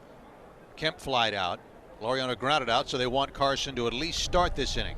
Middle of the inning, middle of the order now for Oakland. Chris Davis, Seth Brown, and Jonah Heim. 3 runs, 6 hits for Oakland. White Sox 2-3-0. Errorless game so far. The pitch. Fastball. There's a strike on the outside. Oh, and when you touched on it earlier, Rich, about Oakland's history and the Athletics as a franchise go way, way, way back to Connie Mack, who managed for half a century. And of course, they moved from Philadelphia to Kansas City in the 50s, and then they moved to Oakland in 1968. There's a strike. 0-2, and then they began to really get good around 1970 or so. And Dick Williams, who I had the pleasure of working with for a while when he was doing color with me at some of the games in Las Vegas, said 1971 we lost to Baltimore in the playoffs, but we knew we had the nucleus of a really good team, and sure enough, they won 3 straight. Williams was there in 72 and 73, and Alvin Dark took over in 74, and it went from there. Yeah, Joe Rudy and Gene Tennis, great teams in there. Reggie, of course. Sal Bando, the team captain. Yep. Charlie Finley, Chicago guy running that club. Catfish Hunter, Ken Holtzman, breaking ball, foul away, 1-2. Charlie Finley had a tight budget for everything else, but he got some good players. Raleigh Fingers, another one. Davis has grounded out. He has walked and singled. He's waiting on Fulmer, who reads Zach Collins. 1-2. So Davis 1 for 1 plus a walk. It's hit right there. So Davis on base 3 times, 3 different ways. Single, walk, and now hit by a pitch. And Seth Brown has struck out twice coming up. You know, Russ, Bob Melvin now in his 10th year as manager of the A's. 5 postseason appearances, 2 American League Manager of the Year awards. And Melvin, really impressive. No other manager has a longer uninterrupted tenure. Their current team right now, Bob Melvin. They've had some well-decorated skippers. I mentioned Connie Mack. Yeah. You had Tony La Russa there. Yep. And Billy Martin back in the early 80s. Billy Ball. That's a base hit for Seth Brown. He jumped on that first pitch. Engel gets it back in. Davis to second, stops there. It's the second hit off Fulmer. 2 on, nobody out. And again, Oakland has threatened in every inning. They lead 3-2. And Heim, who has singled to left and singled inside third and scored, is up now, trying for his third hit, facing his third different pitcher. Switch hitter, batting left-handed. He took something off that pitch and up in the zone. He just ripped it. So let's see if Carson can settle down. He's pitched well in camp, and he's got to get out of this one. Action in both bullpens. 7 hits for Oakland now. And the infield poised, looking for 2. Heim wanted that bat around windmill style. 3 men to the right is second in the infield for the shift. That ball's hit well. Left center. Robert racing back, angling over, looking up, and that one is off the wall, being chased by Delmonico. Davis scores. Brown goes to third base on an RBI double by Heim, who's 3 for 3. And now Oakland's open up a 4-2 lead, and there's nobody out. That ball really ticketed out there. It just kept drifting. Robert got a really good jump, and I just couldn't catch it. The wind may have pushed it away, too. That wind, as Russ mentioned, blowing from right to left. Here's in the replay as Carson, rough inning, hit batter, base hit, now a pitch right over the middle, ripped out there. Good jump by Robert as he tries to make that sensational catch, but couldn't get there. And it looked like it bounced almost for a while. It looked like it was gone. Hit the top of the wall beneath that retaining fence, and it took a weird hop, and so that kind of odd angle, and Delmonico had to chase it. So Davis scores. Seth Brown to third. Heim 3 for 3 with 2 singles and a double. Infield in. Ground ball to first. Sheets stares at Brown, makes sure he's not going anywhere, and steps on the bag. And there's a very important out for Fulmer to get Machine, who had walked and singled and scored previously. 1 out. The infield will stay in as Luis Barrera, who's flied out and walked, coming up now. Oakland A's play in that used to play in that Coliseum, which has changed. I guess they've changed the configuration a little bit. When I did the games back in '80 and '81, that was a cavernous place to play in. Big foul lines and a lot of cement out the outfield. Not a very impressive looking place. Great football stadium, maybe. Trying for so long to get a new park. Fastball low, ball 1. 1-0 on Luis Barrera. In the inning, Davis hit by a pitch. Brown single to right. Heim double high off the wall in left center, knocking in Davis and chasing Brown over to third. With the infield in, Machine grounding out to Gavin Sheets at first. Second and third, 1 out. Oakland up 4-2. We're in the 5th. Fulmer delivers. Breaking ball. That missed, ball 2. 2-0.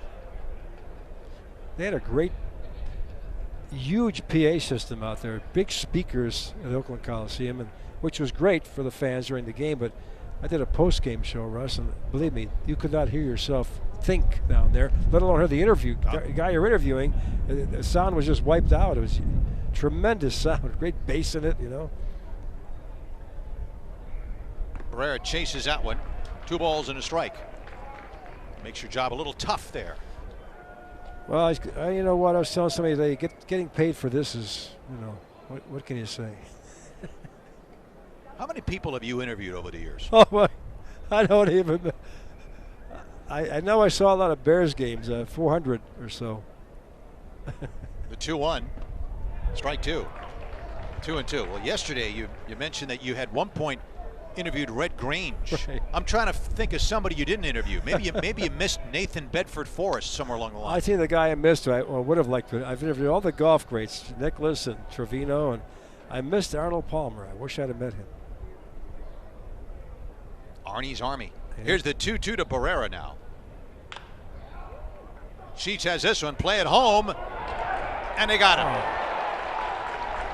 Great play by both ends. Sheets never hesitating. Nice play by Collins at the plate. That was a tough catch and a tough tag, and he made it look easy. Here's the ground ball, and not hesitating at all. Came right home. Nice throw, but a little bit wide, but look at that. Nice snag there by Collins. He got the glove down in time for the tag.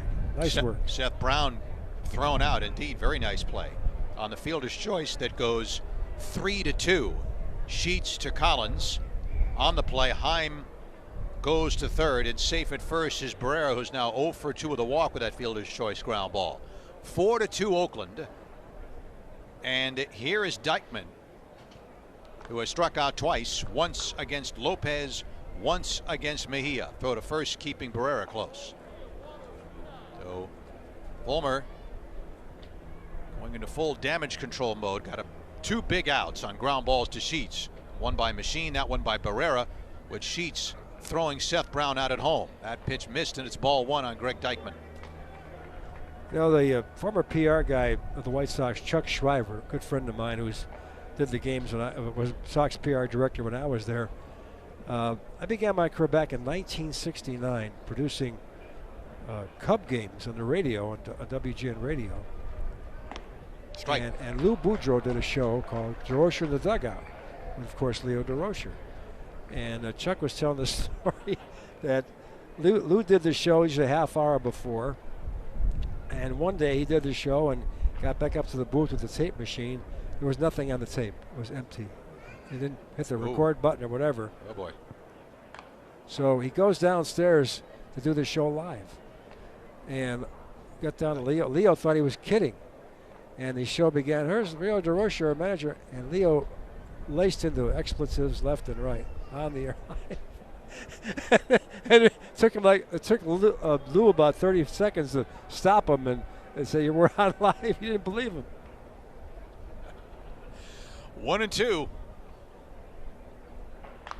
Foul away. I never had a chance to meet Mr. DeRocher, but from what I've heard, hearing that story, it's sort of like the line from Casablanca. I'm shocked that gambling is going on here. I met him once. He came into the studio for an interview. I had a chance to shake hands and just talk to him. I didn't cover him. I was a newsman back then, but my boss did. Brad Palmer knew him real well. He was a character and a guy that he wanted to be the star of the show, no question about it. Fulmer's 1-2. The runner goes. That's ball two. No throw. With a runner at third, Collins just gets the ball back to Carson Fulmer as Barrera steals second without a throw. So now second and third with 2 outs, and it's 2-2 on Deichmann.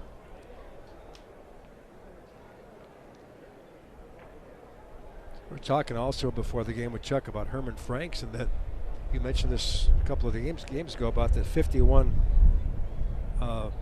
Bobby Thompson shot, which was a stolen signs, and Chuck pretty much confirmed all that. Leo was involved in that too. Tremendous career. I mean, DeRocher is the guy who was a teammate of Babe Ruth. He was on exactly on the Gas House Gang Cardinals of the 30s. And on from there. Here's the 2-2. 3-2. Yeah, he was an icon, no question about it. And got suspended for a year. Association with gamblers. Mixed it up. He was in more fights, I think, reading his book, Nice Guys Finish Last. He was in a lot of fights. Never once rush started by him. What was the other guy? And they get Deichmann. Deichmann, this is the third straight time Deichmann has struck out against 3 different pitchers, and each time it's been on a 3-2 pitch. Fulmer does give up a run, but gets out of it. They could have scored more, but he got 2 clutch ground balls to Sheets, and he strikes out Deichmann. 1 run, 2 hits, no errors, and 2 men left. We head to the bottom of the 5th inning, and the score now, Oakland 4 and the Sox 2. Leading 4-2. Look at the diamond right there, and a gorgeous day in Glendale. And a Chicago native taking the mound for Oakland. Left-hander T.J. McFarland has been a pro since 2008 when he was Cleveland property at the University of Phoenix. And he has big league time with Baltimore and the Diamondbacks. And now making his living with Oakland. He's going to face Zach Collins, the Sox catcher, then Danny Mendick, and Adam Engel, bottom of the order. Pitch fouled away, strike one, 0-1. 4 runs, 8 hits, no errors for Oakland. Sox 2-3-0. This guy's from Palos Park, we're south of Chicago, a suburb. Lives in Chicago, but born in Palos Park. Went to Amos Alonzo Stagg High School. Signed by Cleveland scout Mike Soper. 6'3", 220. Pitch outside, 1-1. Got a degree in financial planning from the University of Phoenix. Had some shoulder trouble last year, but he did get into 51 games of the Diamondbacks. No record of 4.82 ERA in 56 innings. Pitch fouled away, 1-2.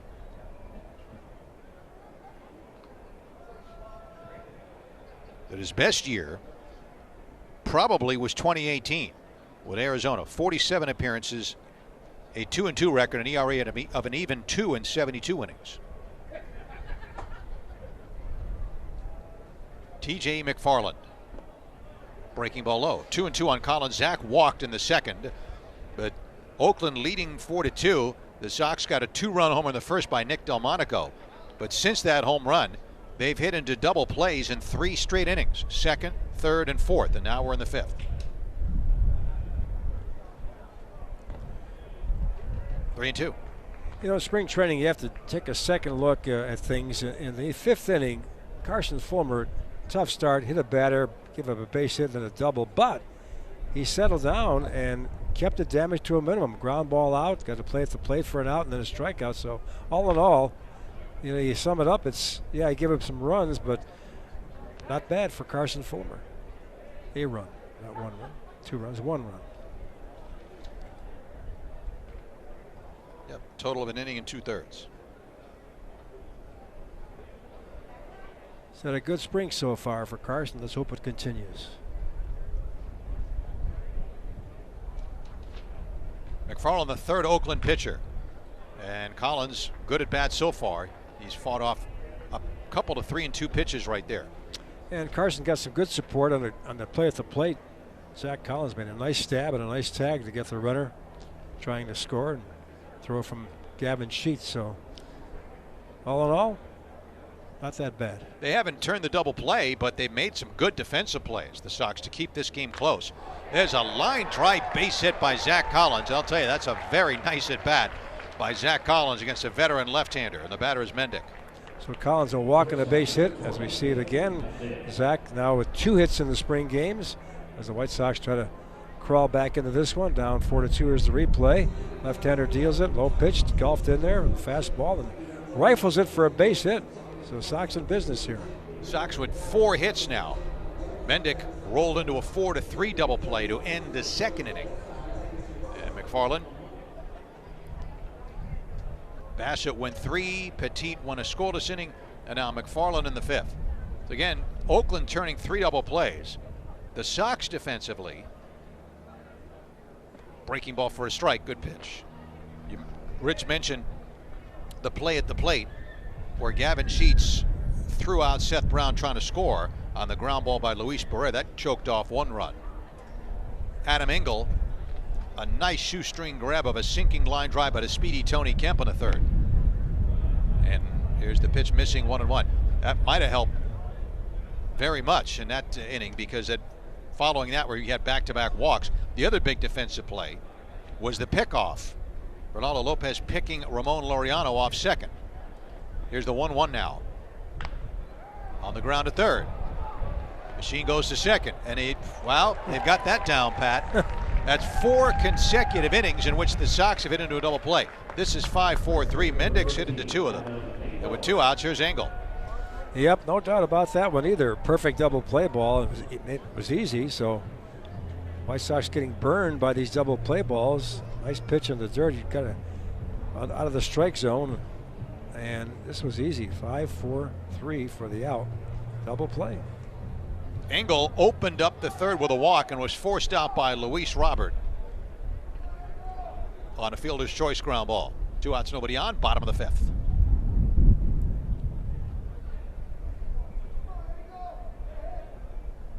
There's your strike, 0-1. Told that story about Lou Boudreau in the last inning and Leo DeRocher. Chuck Shriver, besides being the White Sox PR guy, was a Cubs PR guy back in 1969 when of course they collapsed and the Mets overtook him in the September stretch.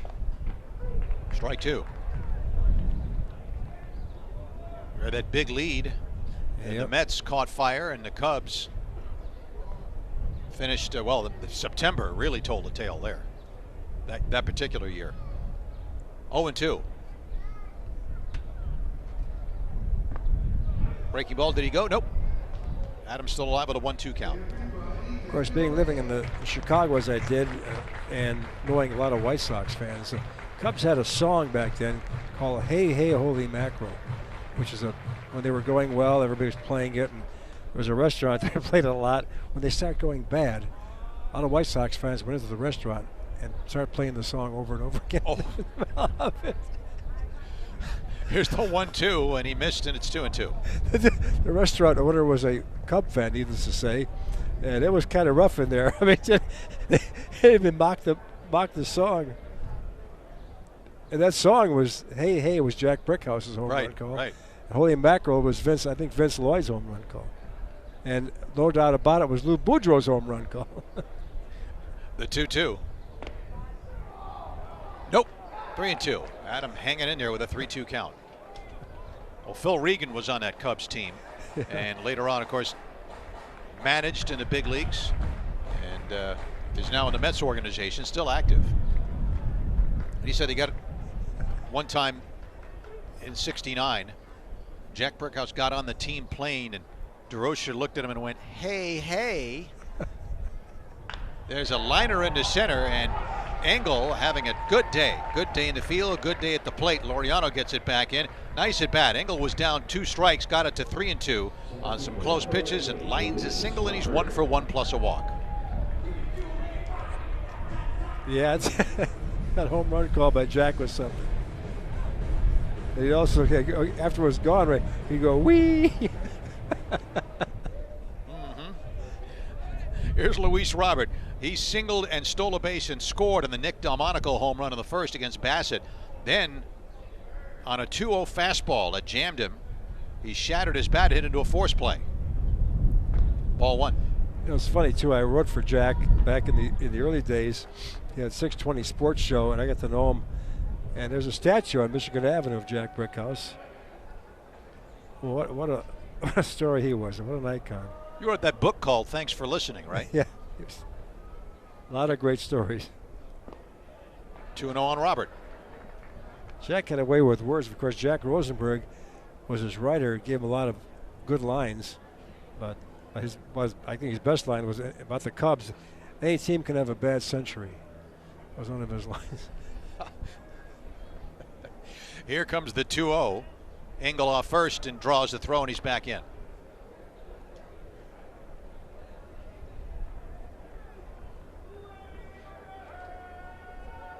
Jack did the White Sox games for a lot of years.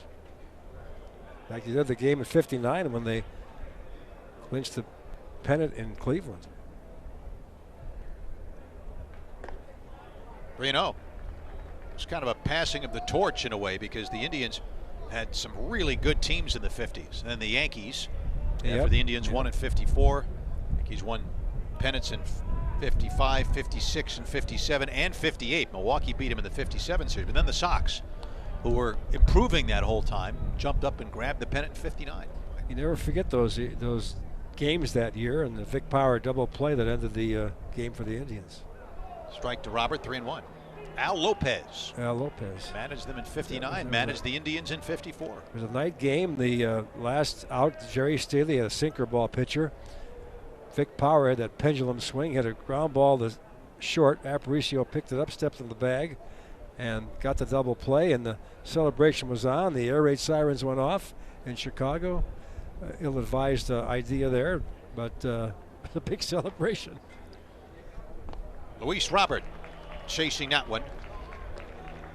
3-2, and on the other league, the Dodgers clinched in late September, and for Dodger fans, the famous call when they got that victory was from Vin Scully, "We go to Chicago." Indeed, quite a series. And the Sox actually, they had computers just getting started. Were favored by some computers. All 4 to Robert, with Engel running on the 3-2. 2 on, 2 out for Madrigal, and Madrigal has grounded to third and rolled into a double play. Time call, a meeting at the mound here. Adam Engel, boy, he's impressive so far. 4 hits in the camp, including the 7 RBIs you mentioned. Had a home run, playing great defensive ball. So he's in midseason form. Adam had a great go last year late in the season. I think he finally figured things out at the plate. And talking to him over these last couple of years here in camp, it's every year it's been with him. You know, get a new stance, go down further in the box, stand up for. I mean, you get to a point. Hawk Harrelson used to talk about this all the time. You got to stop thinking, and once you stop thinking and just go up there and get your stance and get set, it's like a golf swing. Just let it go, and it'll fly. And that's what's happening so far for Adam. Well, as Yogi said, 50% of baseball is 90% mental. That's right. I believe that was Scott Emerson, Oakland's pitching coach, out there for the little discussion, and now Madrigal steps in, and Nick takes a strike toward the outside. 0-1. Oakland 1 in the first, 2 in the fourth, 1 in the fifth. Sox 2 in the first, and the Delmonico home run. Engel, good speed at second. Robert, good speed at first. Strike one on Nick Madrigal. Facing T.J. McFarland. 0-1. Outfield not deep at all for Madrigal. 30-year-old lefty set and steps off. Well, the air raid sirens went off in that 59 pennant by the White Sox, and many people thought there was a attack. I mean, it was the commissioner, fire commissioner Quinn, really took some heat for that, as he probably should have. 0-2 to count. What was that all about? Well, Quinn was Mayor Daley, the old Mayor Daley, was a big fan. So Quinn thought he was doing a good thing by putting the air raid sirens on at 10 o'clock at night. But you know, people who back then, keep this in 1959. I mean, people in my neighborhood in Pilsen, some of them experienced World War II, and they were out in the street looking up in the sky, thinking somebody's Russian planes or whatever are coming, and they were scared. And my dad and I went over and talked to them and said, "Don't worry about it. It's a baseball thing." They didn't know what baseball was all about. It was a big story for a while. Yeah. There's the 0-2 to Madrigal. Chops that one foul. 0-2 still.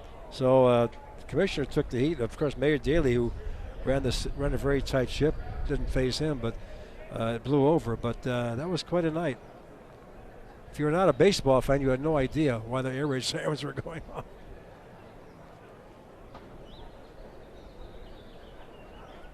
Quite a year and quite a World Series. Yeah, they were at Comiskey Park and over in L.A. at the Coliseum. Sox won the first game 11-0 at Comiskey Park. 2-strike pitch, and Madrigal on the 0-2 bangs it into center. Here comes Engel. He'll score without a throw, and the Oakland lead is sliced to 4-3 on the 0-2 pitch. Madrigal singles and Engel. Robert goes to second. He's the tying run, and up comes Nick Delmonico. Well, I mentioned Madrigal had a good go in the minors last year, hitting over 300, and can spray the ball over the place. Here's a good example right here. Low pitch, gulfs it in there to center field, goes with the pitch, and drives in a big run. Sox now down by a run, and she has to tie it up here. Delmonico has been up twice, and he's barreled up on 2 pitches. A 2-run home run on the berm in left center in the first against starter Chris Bassett.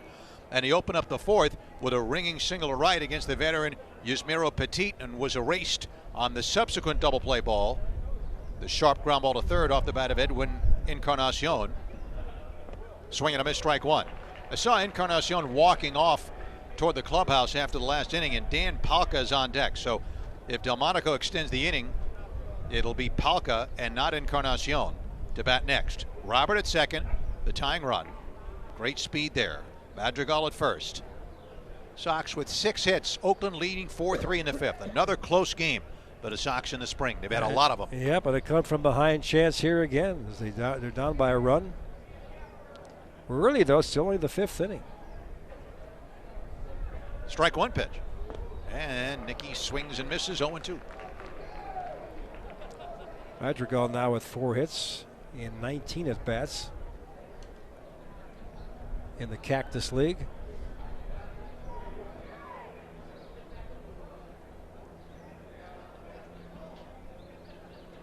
Oh and 2. See Robert trying to extend his lead a little bit. Off second, Madrigal off first. And a little dribbler up along first. Grabbed by Seth Brown, steps on the bag, and Delmonico retired for the first time. But despite the double play, the Sox managed to scratch for a run on a total of 3 hits. No errors and 2 left. Now at the end of 5, the score. Oakland 4 and the Sox 3. Hit the Sox 8-6. To face the top of the order, beginning with a fleet-footed Jorge Mateo. Fastball jumps in there for a strike at 94. Mateo has singled, stolen a base and scored, grounded out, and singled in 2 big runs. 2 for 3. Carson Fulmer, an inning and 2/3, gives up a run earned on 3 hits, 1 strikeout, 1 hit batsman. And Marshall's the 4th Sox pitcher, and that one is down low. 1 ball and 1 strike. Marshall previously with Arizona, Seattle, and Cleveland. He'll be 30 in April, 6'2", 220 pounds. His third appearance in the spring games. Strike two, 1-2 on Mateo. Jorge did not like that call at all. Faced the Dodgers and gave up nothing in 1 inning, 2 hits, and against Seattle gave up 2 runs and a couple of hits in 1 inning. Had a great year last year and figures to do the same this year. He's got it all together. Well, the knock on him when he got traded over from the Yankees was they didn't know where they would play him because he did not feature good defense a couple of years ago. There's a ground ball that goes into right field for a base hit. And look out, the rabbit is loose. Anytime Mateo gets on base, you got to watch him. Engel gets the ball back in, and Kemp gets up there now. But Mateo has worked to improve his defense. And from the people I've talked to who have seen him early in the spring, he's been really good out there defensively this spring. Well, he's been very impressive. There you see it offensively with 3 hits, an infield hit, and then 2 singles to the outfield. So it's 3 for 4, not a bad day's work. With Tony Kemp up now, that's 2 speed demons at the top of the order. Cuthbert on the grass at third, because you never know when Kemp's going to bunt. And the throw gets away from Sheets. And now Mateo bumped into Gavin, which is like bumping into a redwood tree. So he gets to second. Now he's going to try to go to third. And the throw, he's in there. I'll tell you one thing. I keep talking about it, but it bears repeating. When Jorge Mateo gets into gear, he's just a flash out there. Yeah, he was racing around the bases. Let's see what happened here. It looks like the throw is inside of first base, gets away. They tangled at first base for a while, but he took it. Look, he takes off here. Little delay there, but look at that speed going into third. Wow. And they almost got him on the foot there, but he just got in. That'll be an error 1, I would think, right, Russ? I believe so. Because Sheets really had a lunge to his right to try to get that throw, and he and Madrigal chased it in foul territory. The infield is in. Kemp pulls one foul, strike 1. Kemp has grounded to second, lined out to right, robbed of a hit. When Adam Engel came racing, he made a tumbling shoestring grab, then flat out to left. So the infield in. Sheets and Madrigal on the right side. Mendick and Cuthbert on the left side, all pulled in tight. 4-3 Oakland, we're in the 6th. Evan Marshall. And that sinker, check swing foul at the plate, 0-2. So that will end a 4-game errorless streak for the White Sox. They haven't made an error since the game back in against Seattle here. Cleveland, Texas, Angels, and San Diego, they were clean. No boots, but an error there by Marshall. Marshall would love a strikeout here if he can get it. Here's the 0-2, and it's too high, 1-2. Ramon Laureano on deck. Outfield straightaway and shallow for Kemp.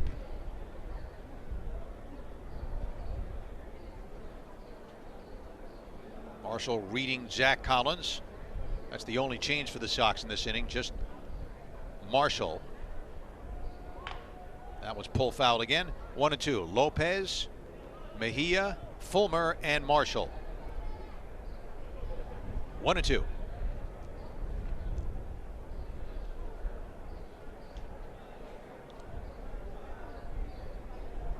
Mateo hands on his hips off the bag at third.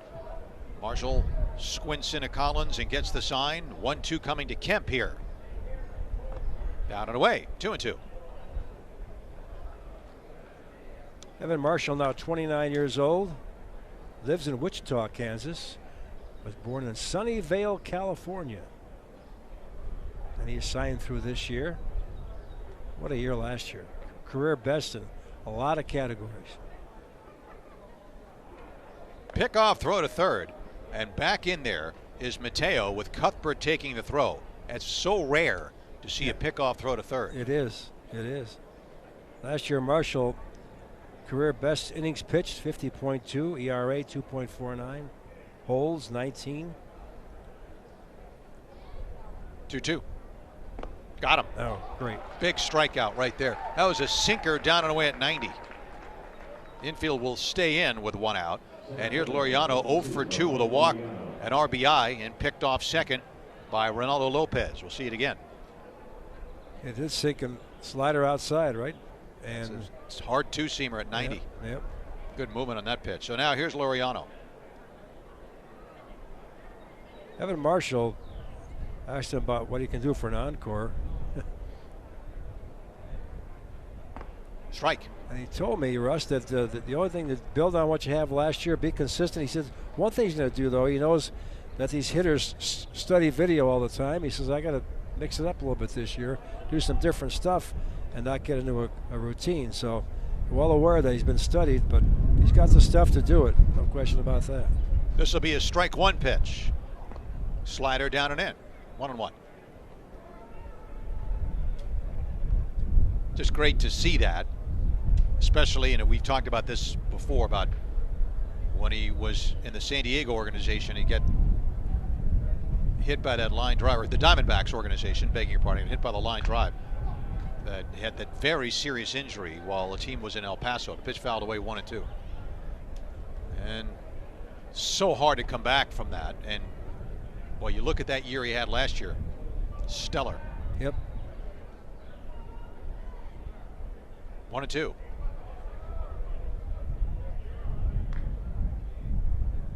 Collins sets up in, and as a bounding ball to short, they have a play at home. The throw, and Mateo is out.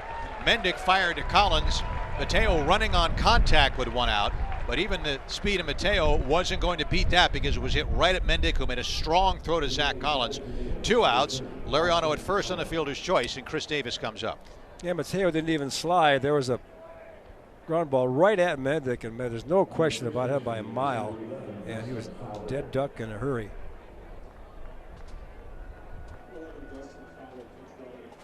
Dustin Fowler, an outfielder, is going to pinch run for Lariano at first base.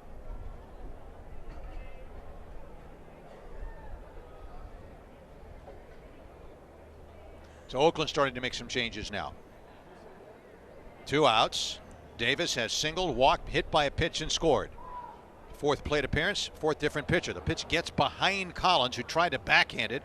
Down to second goes Fowler, and we'll see if that's a wild pitch or pass ball. Ball 1. It's actually, they're going to score a wild pitch. Austin Allen is batting where Chris Davis had been.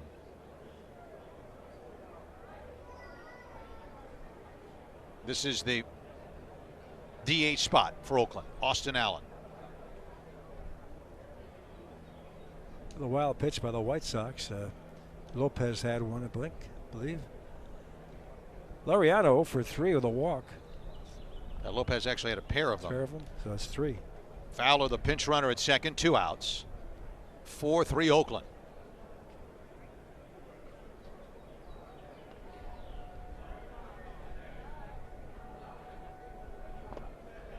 Ball 2.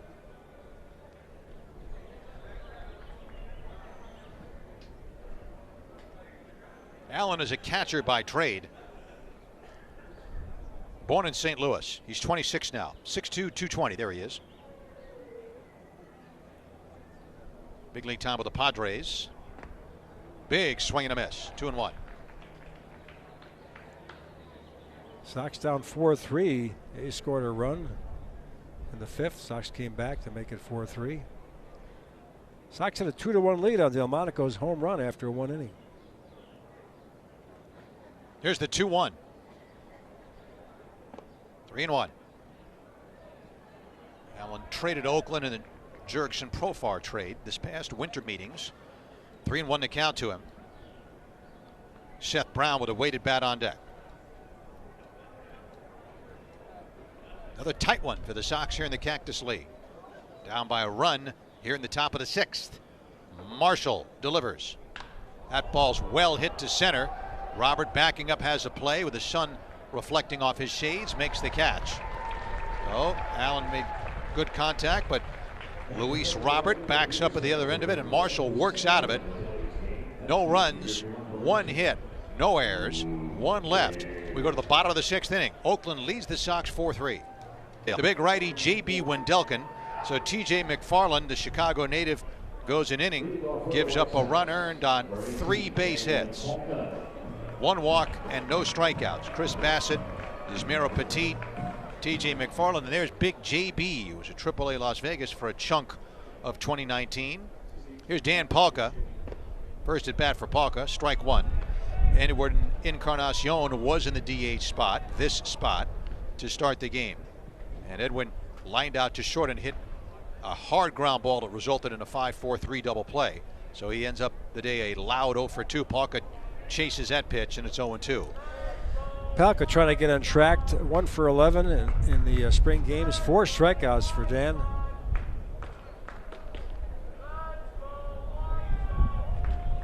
Georgia native J.B. Wendelken. Palka swings and doesn't get that one, and there's 1 out. Make it 5 Ks. The new second baseman is Ryan Goins. It appears to be a new left side of the infield as well. I believe that's Nate Orff at shortstop, where Mateo was. The new center fielder, Dustin Fowler. Fowler ran for Ramon Laureano, the center fielder, and stays in the game in center. Sky Bolt goes to right, where Dykeman was. The pitch is ball 1 to Gavin Sheets. 1 ball to no strikes. Wendelken 3-1 with the A's last year, 3.58 in 27 games. Also spent time in Las Vegas.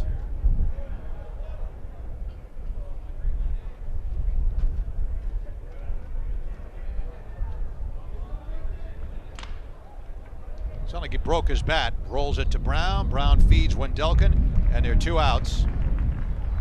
Sheets now 0 for 2 with a walk, and Chesler Cuthbert will come up now.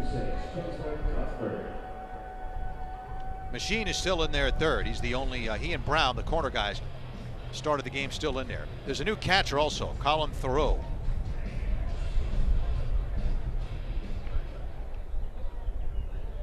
Thoreau spelling it T-H-E-R-O-U-X.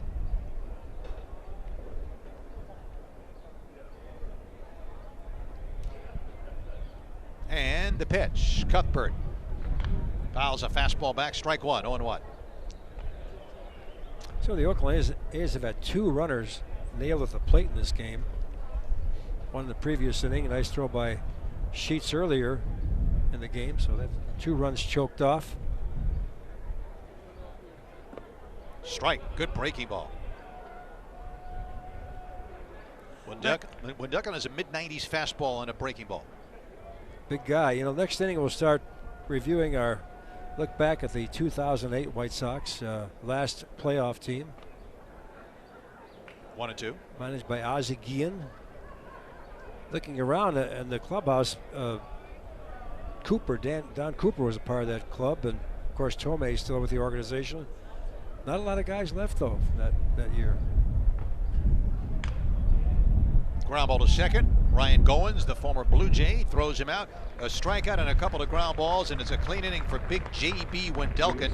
1-2-3 go to Sox. We head to the 7th inning. The score from Camelback Ranch. Oakland 4. And the 5th pitcher following Ronaldo Lopez, Adalberto Mejia, Carson Fulmer, and Evan Marshall to the mound. The new catcher is Yermin Mercedes. There's Tyler Johnson. Adam Engel remains in right. Luis Gonzalez replaces Luis Robert in center. Jacob Brugman is the new left fielder, so Nick Delmonico gets the rest of the day off. It's the 4th appearance for Tyler Johnson. Pretty good go in the first 2, no runs in each of the first 2 games, but against Texas, that surprise, touched up for a couple of runs as he appears in his 4th game already here in the Cactus League. There's a strike going 1. Gavin Sheets, I believe, remains at first, and I think that's Laz Rivera at second base, where Madrigal was.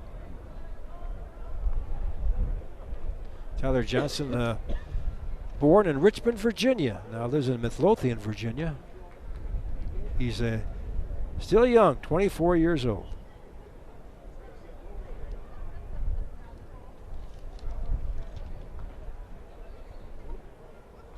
Begging your pardon, that's Andrew Vaughn at first base, where Sheets had been. So Vaughn is at first, Laz Rivera at second.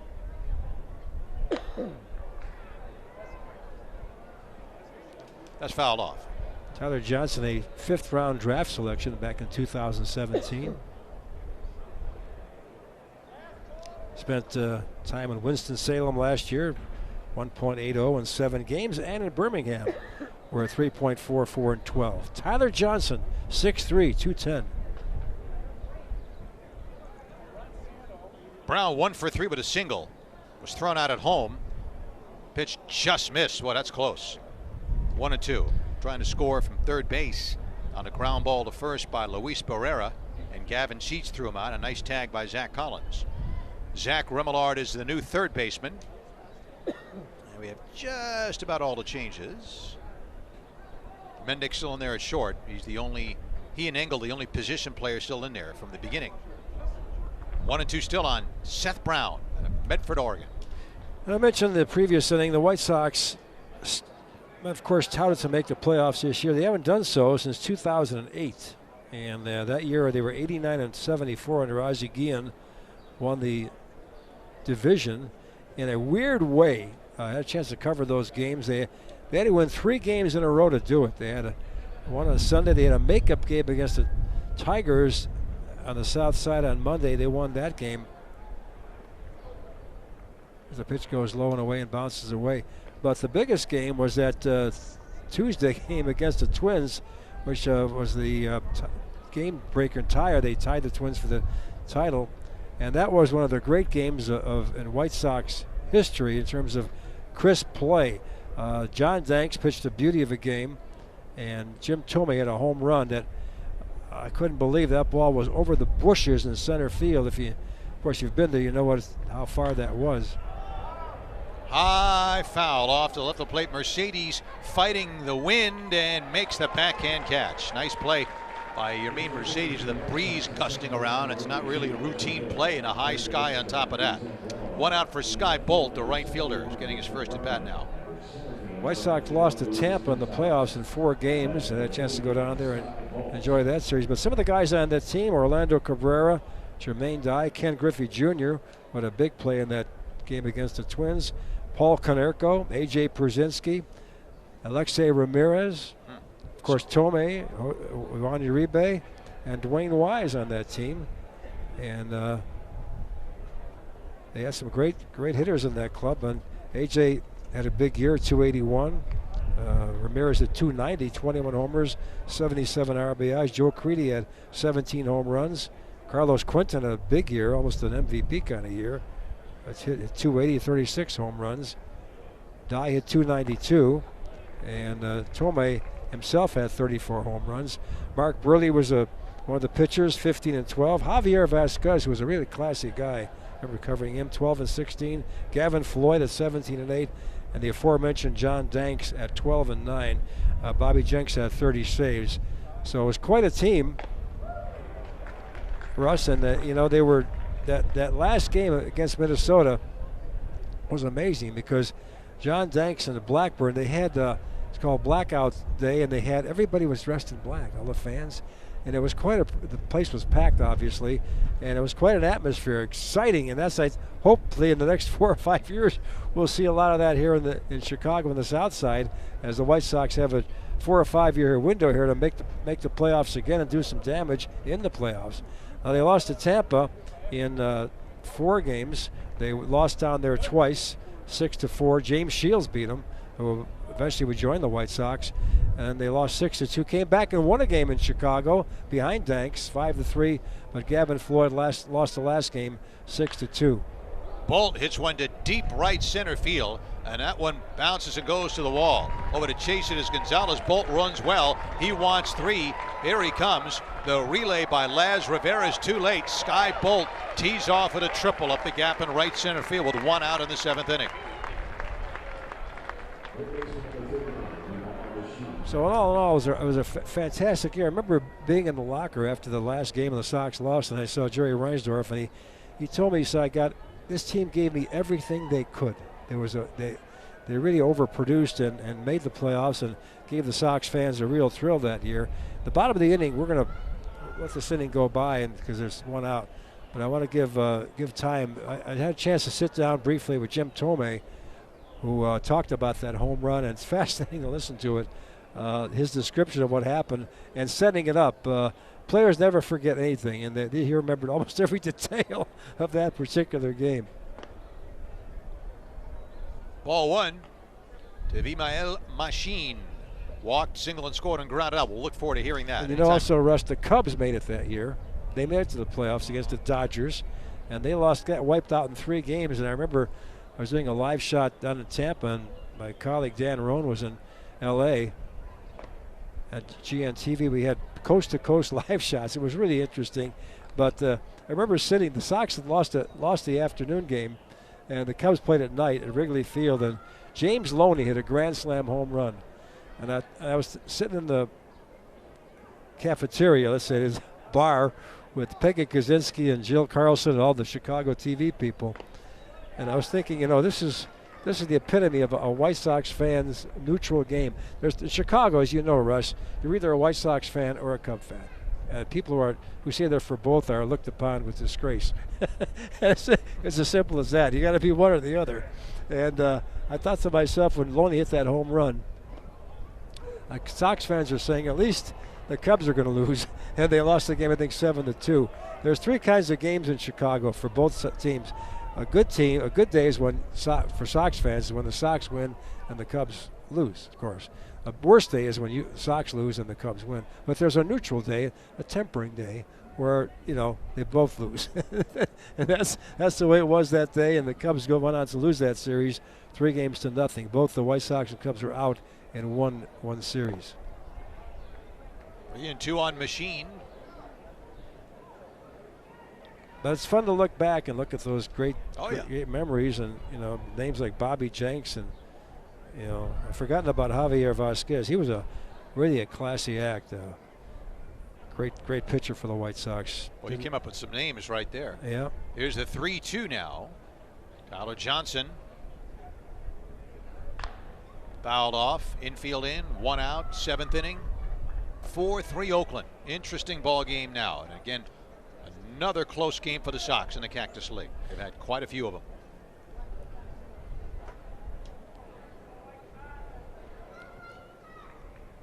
Vaughn and Rivera in tight on the right side. So we see Tyler Johnson, Mendick and Remillard in close on the left side. Another 3-2. Knocked down by Mercedes. Too close to the plate for Bolt to try to think about scoring, but it's ball 4. That does set up a possible double play. And Luis Barrera, who has flied out, walked and hit into a fielder's choice and stolen a base, is going to come up now. That ball almost popped too far the way, but Mercedes made a nice leaping grab of that one. After a nice catch in the opening out, that you mentioned it, Russ, this sky here is tough. And that ball was up there, that pop-up, and Mercedes stayed with it. There's the replay on that play, but Sox trying to avoid some more damage here, down 4-3, first and third, 1 out. Oakland with 10 hits. The Sox have the game's only home run so far. Nick Delmonico back in the first, a 2-run home run. Though to first, keeping Machine close over there. Andrew Vaughn anchoring the bag.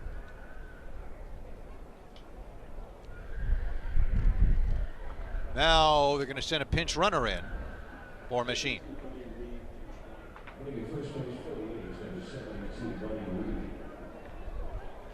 The pinch runner, Buddy Reed, an outfielder.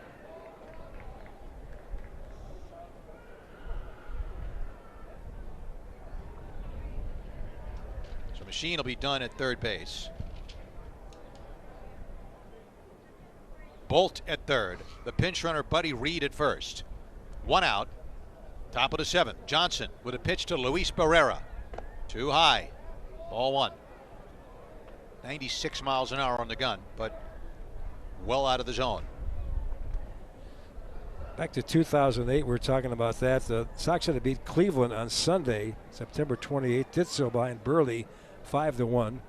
They beat the Tigers the next day in the makeup game, 8-2, behind Gavin Floyd, and then finished it off behind Zanks in the playoff game for the division title before 40,355. Most of them were dressed in black on a great day at the ballpark, Guaranteed Rate Field, formerly U.S. Cellular Field back then. We'll hear from Jim Thome, get his reminiscences coming up in the bottom of the inning. 1-1. Johnson trying to work out of a mess. Oakland has threatened in every inning. Some Good Sox defense that prevented additional Oakland production offensively. The 1-1 now to Barrera. Foul back. It's 1-2. And for Oakland, they might have given up more runs, but they've turned 4 double plays in 6 innings in this game. 1-2 on Luis Barrera. Infield playing it halfway. Barrera runs well. Not the easiest guy in the world to double up, but we'll see how it all pans out here. Bolt at third. Pinch runner Buddy Reed at first with 1 gone. In the top of the 7th, Tyler Johnson staring in at Mercedes. Set. A 1-2. Mercedes sets up toward the outside. Good pitch. Oh, man. 98 miles an hour. Too close to take with 2 strikes. And he really made his pitch on Barrera. That's a big out. 2 outs for Nate Orf. Well, there's no way to catch up to that one. That was a rugged pitch. I mentioned 98 miles an hour. Here it is, outside too. Really rough up high in the zone. He fans him for a big out. Sox 1 out away from getting out of this mess here in the 7th inning. Orf finishing up at shortstop for Jorge, that is, Jorge Mateo. And Orf, former Brewer, 30 years old now, stands in. Wentzville, Missouri native. Throw to first base, and back in there is pinch runner Buddy Reed. Orf went to University of Illinois at Chicago. It's my alma mater. Great school. Again, a throw to first. UIC first year was 1965. The school used to be in Navy Pier. They moved it to Mayor Daley. Richard J. Daley helped build that thing in the near west side of Chicago. I was in the first class, 1965. Way up high, ball 1.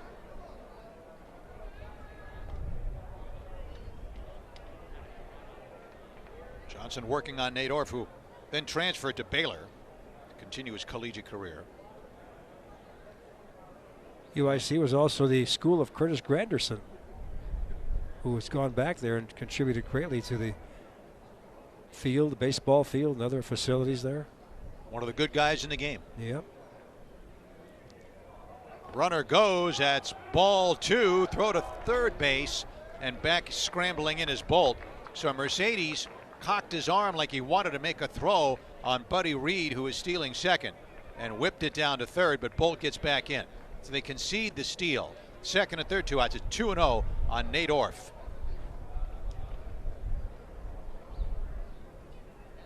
Four runs, 10 hits, no errors for Oakland. White Sox 3 runs, 6 hits, and 1 error. Ryan Goins on deck. Here's the pitch. Fastball down and in. 3-0.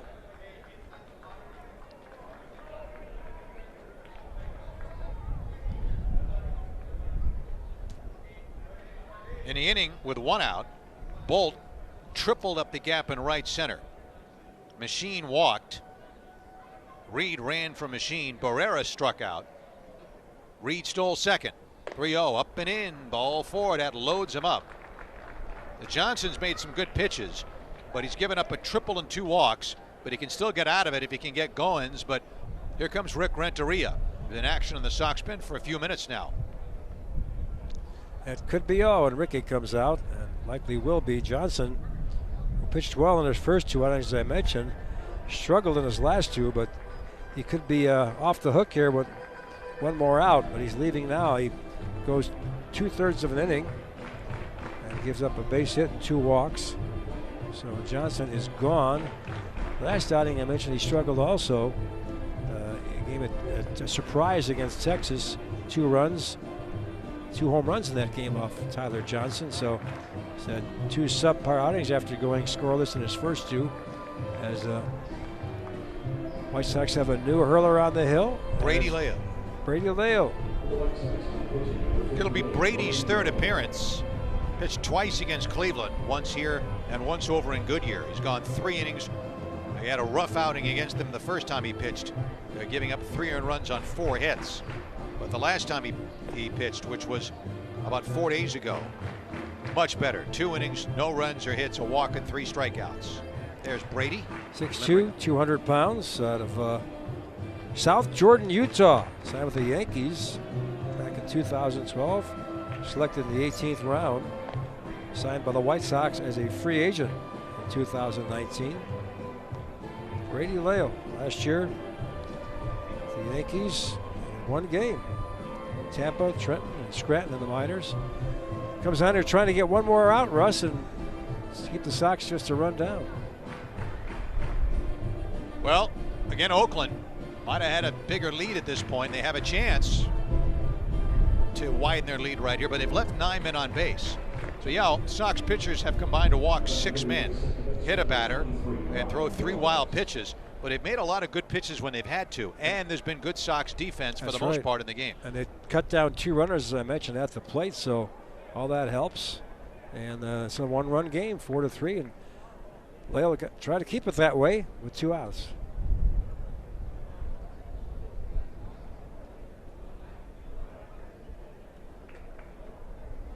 First at bat for Ryan Goins.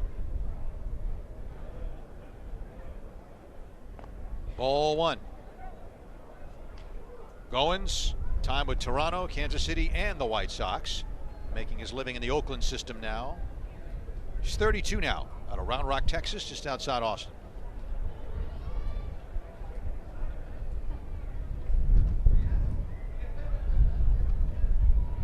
Oakland has him loaded with 2 outs. Strike. 91 miles an hour over the outside. 1-1. Jorge Mateo was in this slot to begin. Good day for him. 3 for 4, 2 RBIs and a steal. Goins playing second base. Finishing up in that position for Tony Kemp.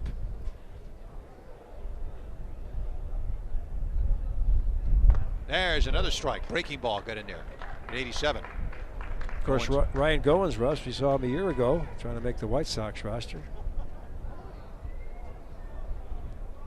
1-2.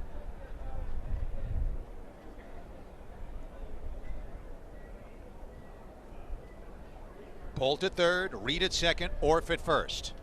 Breaking ball, foul back. He left that pitch up. Goins hit under it, sliced it to the screen. 1-2.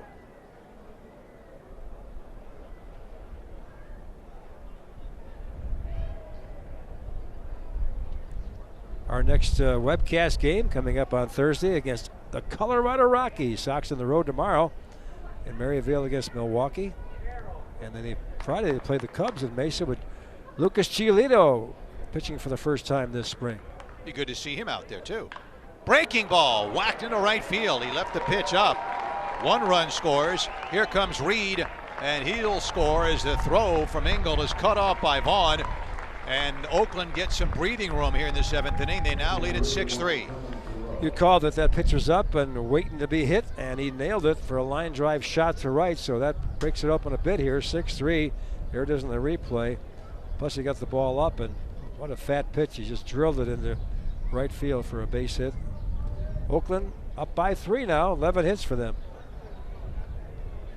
Colin Thoreau, the catcher, coming up now. This was Tony Kemp's spot, the number 2 spot. Kemp 0 for 4.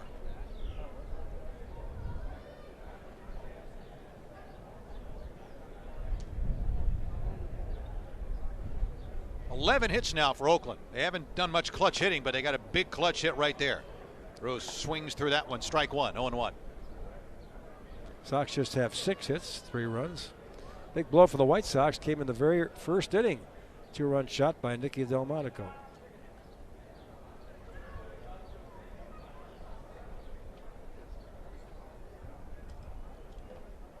Buried in the dirt, blocked by Mercedes. 1-1.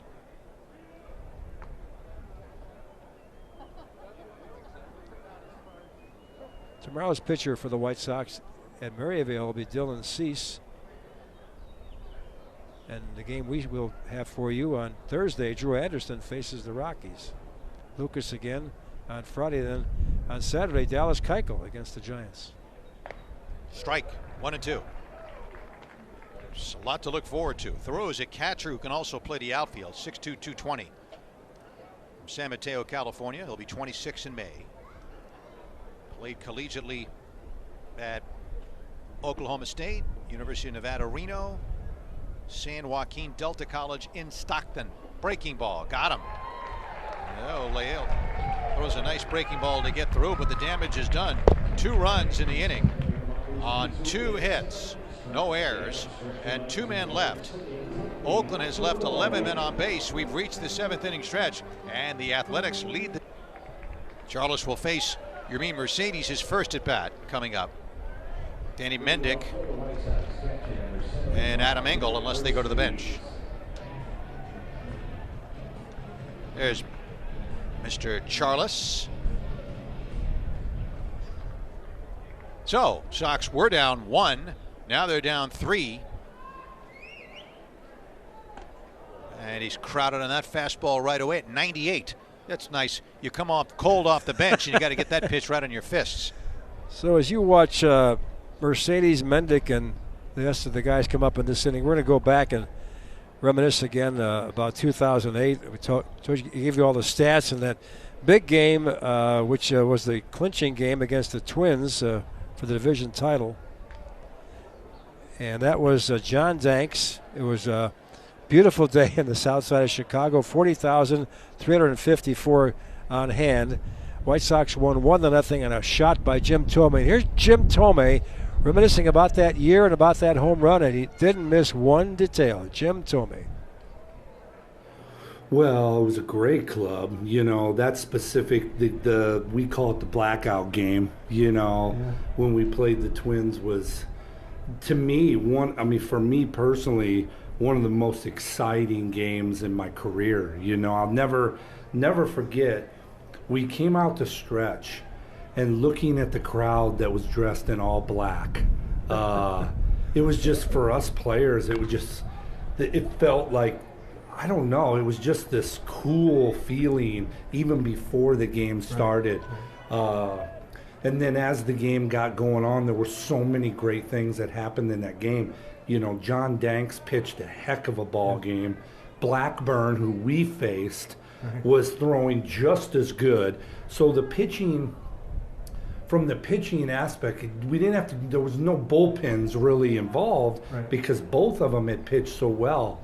The play that Griffey made in center field stands out, you know, because he threw out Kadire at home plate, and Kadire actually, you know, hit AJ pretty hard at home plate, and AJ held on to the ball. So that was a highlight. And then so me facing Blackburn, he was throwing me cutters pretty much the whole game, and he hung a changeup in like it was the second at bat, and I thought to myself, like, that could be a pitch if I got, as the game went on, I could do, you know, I could make a good pass at the ball, and it all worked out. So that was no ordinary home run, though. I was there. That ball it was one of the, personally for me, it was one of my longer home runs.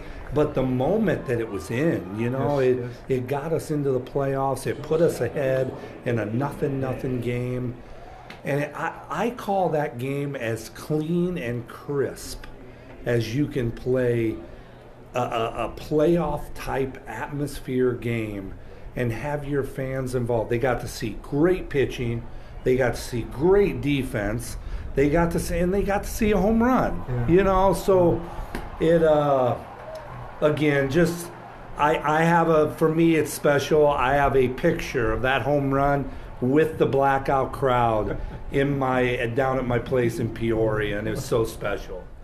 Okay, the Hall of Famer Jim Thome, and that home run, Russ, I was there. That ball was over the bushes in center field at the ballpark, and that was one of the longest ones I've ever seen. You couldn't ask for a more clutch home run. Gave the White Sox a 1-0 victory and on to the playoffs.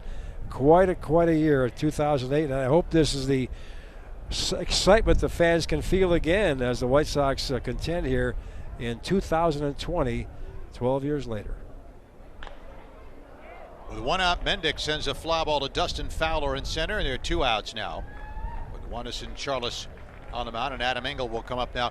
Just great that Jim Thome, and as you touched on earlier in the game, Rich, has such tremendous recall with regard to details and everything else. Yep, and you never forget that. And the fact that he hung a hung the pitch early in the game on the changeup, and he remembered that and caught a changeup, and he really drilled it. And what a day that was. That was excitement galore on the south side of Chicago. It's inside ball one. There's one thing if you hit a guy's fastball and turn it around, but the changeup, a lot of times you got to supply your own power, and Thome over the bushes it went, right? 1-0 on Engel, who has walked and singled and scored. He's played a good ball game and a couple of good plays in the field also. Charles' pitch is ripped toward right center, and Engel's good game continues. Over to cut it off is Fowler, and Engel goes back to first. 2 for 2 with a walk and a run scored for Adam Engel. And now Luis Gonzalez will get his first at bat. And that game, Russ, is proof that you don't have to have a lot of runs to have an exciting game.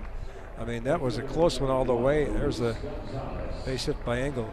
But that game was a great game. It was, as Jim mentioned, it was well played, good pitching, and got the home run.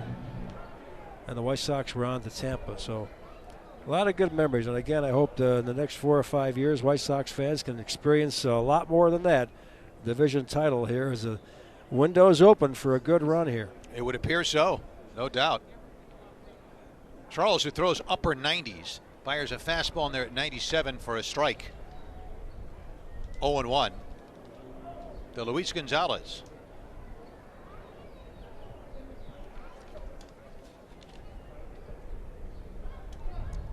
Luis having a great spring. He's 5 for 10. There's a strike. 0-2. And they've been some shots too. They were clean line drives. Won a game with a base hit to right. We had a game here on the webcast he won. University of New Mexico. He played for the Lobos, as we see Charles reading Colin Theroux. Theroux's made a good play already in this game, coming in defensively. There's looks like a cutter, which is lifted foul to the left and out of play. 0-2, but Luis was a two-way player at the University of Mexico, but showed a lot more potential as a hitter. 3rd round pick in 2017 by the Sox. Going to build on the Double-A Birmingham 2019 season, hitting .247, 9 homers, 18 doubles and 4 triples. Drove in 59 and stole 17 bases. Played much better in the second half last year. Called 3rd strike. Gonzalez didn't think so. 98 miles an hour. The inning is over. In the Sox 7th inning, no runs on a hit, no errors, and a man left. We head to the 8th inning. It's Oakland, AAA Las Vegas last year. He had big power numbers, good outfielder. Austin Allen on deck. There's a strike, 0-1.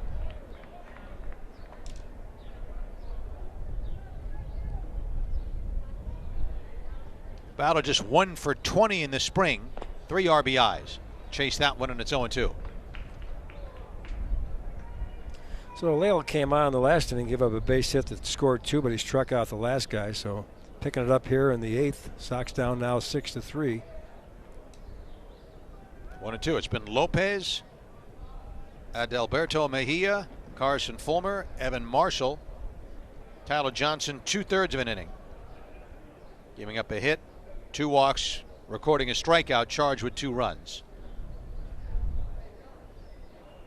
And Leal, the 1-2. Fulmer had a good inning in 2/3. There's a high fly to right. Blake Rutherford is going to give way now to Luis Gonzalez. Rutherford, the new right fielder, taking over for Adam Engel. Came over, but it was Gonzalez to make the catch on that high pop fly. The other change, Ramon Torres in the game at short, so all the changes are complete for the Sox. Andrew Vaughn at first, Laz Rivera at second, Ramon Torres at short, Zach Remillard at third, Jacob Brugman in left, Luis Gonzalez in center, Blake Rutherford in right, and Yermin Mercedes, where Zach Collins was the starter behind the plate. And Allen takes ball 1. Allen's second at bat, he flied out to center in the 6th. Recapping Ronaldo Lopez, as Russ mentioned, good outing, 3 innings pitched. Scratch run off him, a couple of ground balls got through, but all in all, 3 strikeouts, 3 walks for Ronaldo in his first appearance. Looking good. Eric Campbell, veteran who took over at first for Seth Brown, is on deck. Swing and a miss. 1-2 on Austin Allen. So we heard from Jim Thome, some great comments from Thome about 2008. Right. When you think about the history of the White Sox, though, we talked about 1959, and here's the breaking ball, pull foul, 1-2 still, 6-3 Oakland here in the 8th. But what do you remember, Rich, about the 1972 team with Dick Allen and company, a very good team that yeah, that was a great team. Came close. Yeah. Bill Melton has talked about that team a lot. Right. Well, they had great hitters. Dick Allen was a class by himself. I mean, this guy. It's in the dirt. Mercedes will pick it up and throw out Austin Allen down to Vaughn.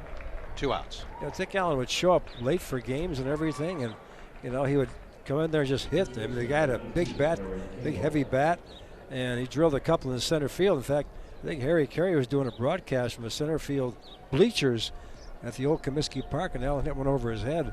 I mean, that's the kind of power this guy had. He was really a strong man. And Bill Melton, I know Bill very well. We talk all the time. Home run champ for the White Sox, and that was a rarity for the Sox. They, Sherm Lawler in '59 had 22 home runs. We thought that was a lot. When the Sox had rarely had home run champs because the park was built by a pitcher, basically, and the confines were pretty big there.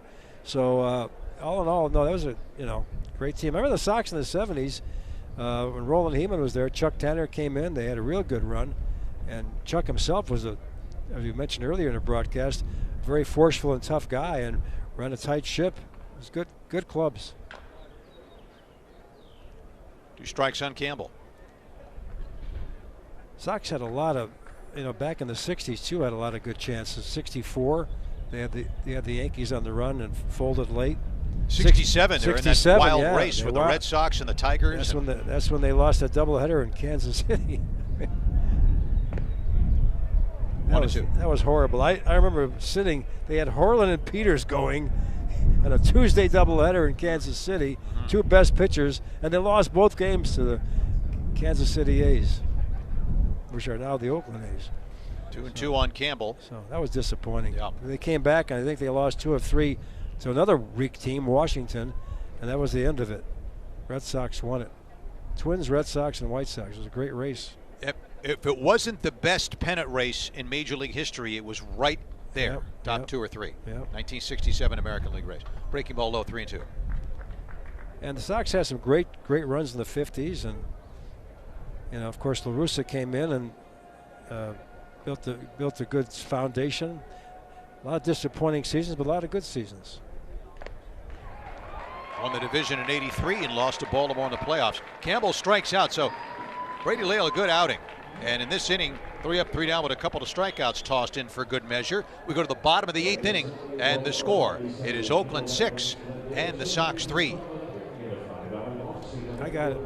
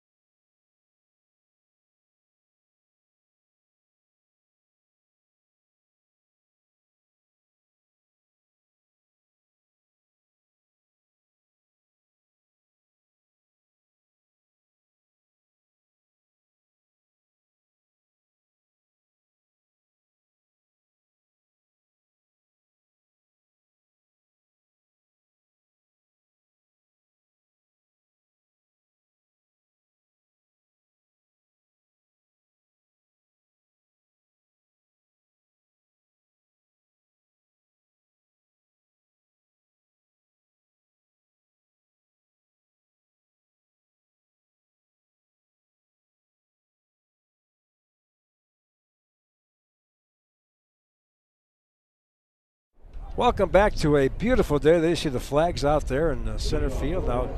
A different direction, blowing out now. They were blowing across from right to left earlier. And you see the clear skies, not a cloud in the sky all day long here in Glendale as the Sox battle the A's. Oakland on top, 6-3 in the bottom of the 8th inning, and Charles still in there. Waddinson Charles who finished up the last inning for Oakland. And he will face Laz Rivera here, who came in for Madrigal. Madrigal was 1 for 3, got a base hit in the game, and now it's going to be Laz Rivera as the first pitch comes in, and it's a fastball down the middle for strike one. And here again is Russ back with the action. Well, thank you, Rich. 97 miles an hour. So, Wanderson Charles. Again, it's spelled like Charles, but if he keeps throwing like that and throwing strikes, everyone's going to know how to pronounce this name. There's a strike 0-2, 87 mile an hour glad cutter. You know that. I would have said Charles. You must have seen him play, right? No, the Oakland Athletics are nice enough to give us a pronunciation guide. Oh, great. Well, that's great. Here's the 0-2. Rivera swings and misses. He was tied up and that cutter in on his hands. So Laz, in his first plate appearance, strikes out. 1 out. Now Jacob Brugman, who is ending the day in left field, where Nick Delmonico began the day, and is still the only home run of the game by either side back in the first. And here's Jacob. Brugman had a big home run, 3-run shot in Surprise. It was a really long blast earlier in the week, last week. Here's ball 1.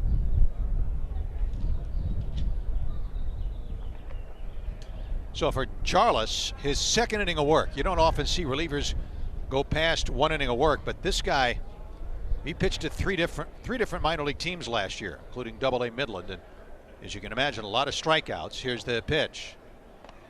Outside, 2-0 at 97. 6-3 Oakland. Sox trying to stir something up in the bottom of the 8th. They trailed San Diego yesterday in the ninth, 3-0. Got a run in. Had the bases loaded, 1 out. Looked like they're poised for yet another Sox comeback. But they were turned away with a double play ball that ended the game.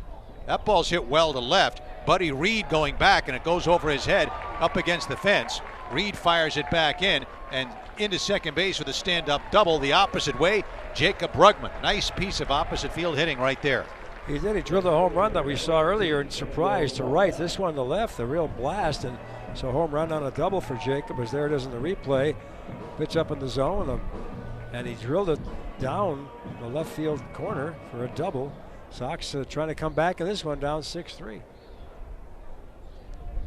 You know, Rush, we're talking about great White Sox teams, and there were a lot of them we saw over the years. And when I did the games back in 80 and 81, it was kind of weird because they had a great young pitching staff. You had Steve Trout, Ross Baumgarten, Tex Wortham, and it never developed for those guys. Ken Kravick. They had great arms. Ball gets away. The runner does not advance, but they were poised, for a good run, and it just guys got hurt, and that was the end of it. But I'll tell you another memory that I have is the '83 team.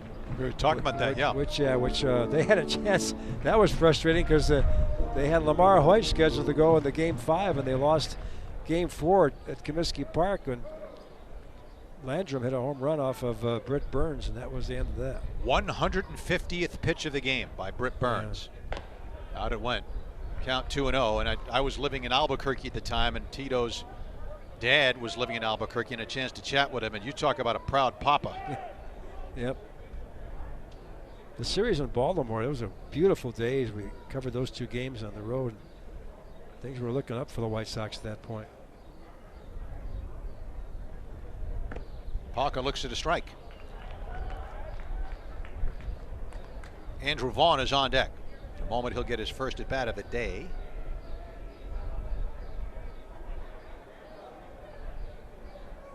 Two and one. Oakland 6, Sox 3. We're in the bottom of the 8th. Here now, the 2-1 to Parker. Nope, off the rubber is Wanderson Charles.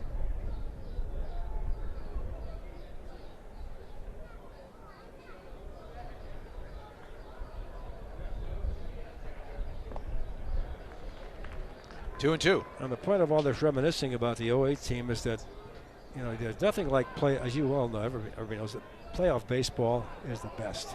I mean, you talk about excitement, and the whole city gets behind it, and cover the 08 thing, and it was wonderful to be there. Comebacker. Charles makes his play over to first. Scrambling back into second was Brugman. 2 outs. And now Andrew Vaughn will get his first at bat of the day with 2 outs in the bottom of the 8th. And in 05, when the Sox advanced by clinching against Detroit, I had a chance to be there for that one, and that was exciting. There was such a great celebration after that game. They had a kind of a whirlpool in the locker, and I recall guys were putting their heads in and almost drowning. Good celebration. They were kidding around, but it was a lot of fun. Vaughn lines one down the right field line, and that's going into the corner. Sky Bolt has to chase it. Brugman scores, and Big Andrew drives a run in, and it's 6-4 Oakland with 2 outs in the bottom of the 8th inning. Line shot down the line, and the Sox clawing back again. Those 2 runs really hurt that the A's got in the 7th inning. Drive down the line by Vaughn, and Sox in business again with a runner on second, and now they may make a pitching change here. I think they're going to stick with him because that's the pitching coach, I believe, Scott Emerson. There is action in the Oakland pen, as there's action in the Sox pen as well. It's the Sox 9th hit. Boy, Vaughn looks good up there. He does. Well, he's going to be there. Another great acquisition by the White Sox. Nice pick, and just a matter of time. They'll spend some time in the minors, but impressive bat. Now, for his first at bat of the day, Zach Remillard, who's at third base where Chesler Cuthbert had spent much of the game. Righty on righty here. Remillard will try to keep it going, but he chased that one and missed it. Strike one. And this is a big at bat for Remillard, because not only does he represent the tying run, but you've got a bona fide line drive guy, Yermin Mercedes, on deck.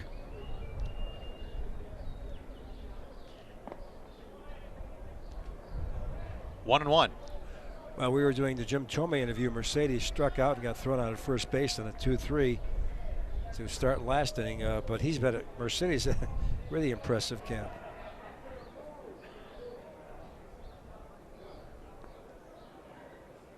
Up and in to Remillard.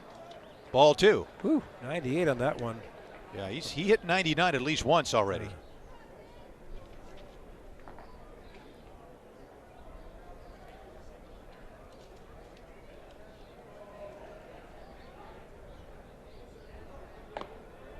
Remillard 0 for 4 in the spring, takes ball 3.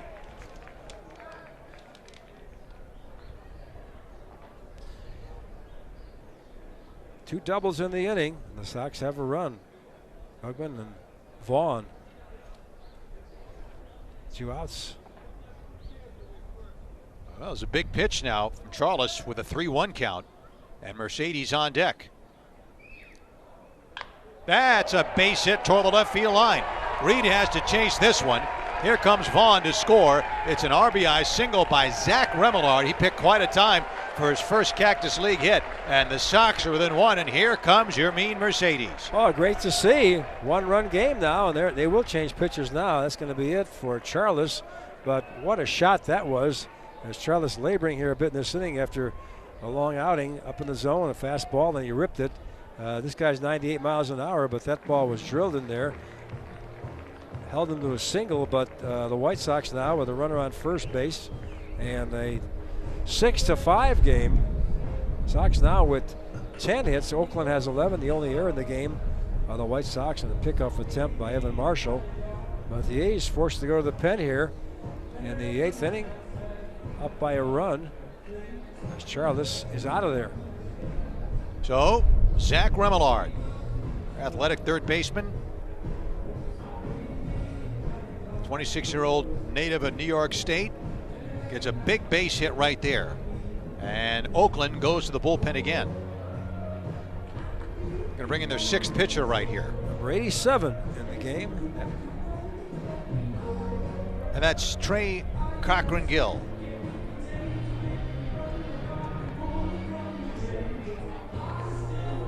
Trey Cochran-Gill. It's a hyphenated name, COCHRAN-GILL.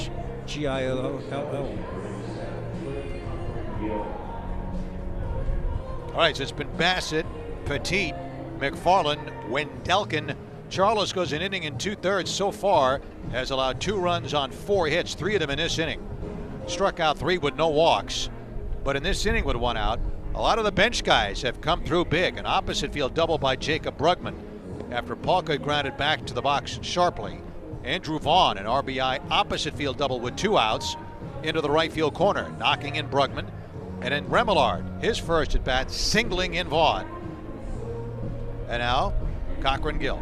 And that's been the story for the White Sox here in the camp. The second line players, so to speak, have been the catalysts for this big rally, these big rallies late in the game. And again today, even the games they've lost, Russ, they've come back and made it close. So once again, Sox trying to fight back. Plenty of time left. Only the 8th inning. Have 2 good shots here with Mercedes coming up, who's been one of the big bats in this camp. Trey Cochran Gill, you see him there. He's only 5'9", 195, 27 years old, drafted by Seattle back in 2014 from a good program at Auburn University. He went to Tallahassee High School in Alabama. Swing and a miss, strike 1 on Mercedes.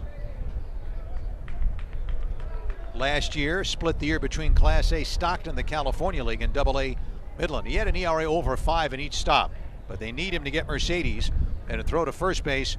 And Remillard, the would-be tying run, gets back in there. 6 runs, 11 hits, no errors for Oakland.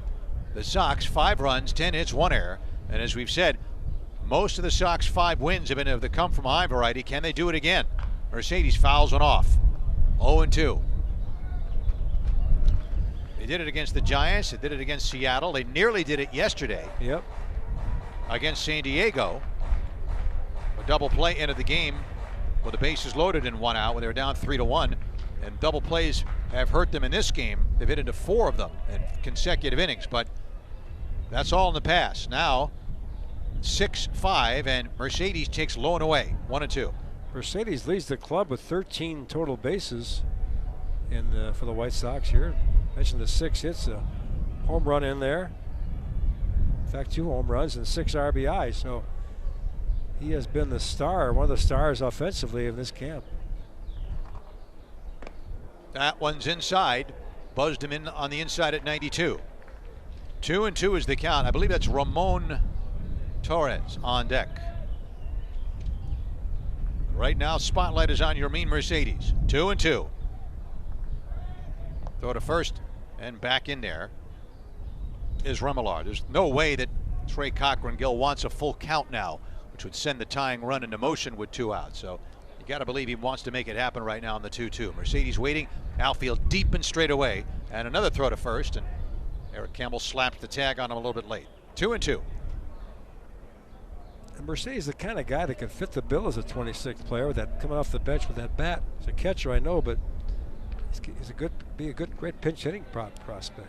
The 2-2 in the dirt, and it boils down to this: a full count. So Remillard will get his wheels in motion with a full count at 2 down against the no doubles defense in the outfield because the tying run is on. Left fielder Buddy Reed way back there, step or 2 in front of the track. Fowler deep straight away in center, and Bolt fairly deep in right, with the wind blowing across from right to left. There goes Remillard. Pull foul.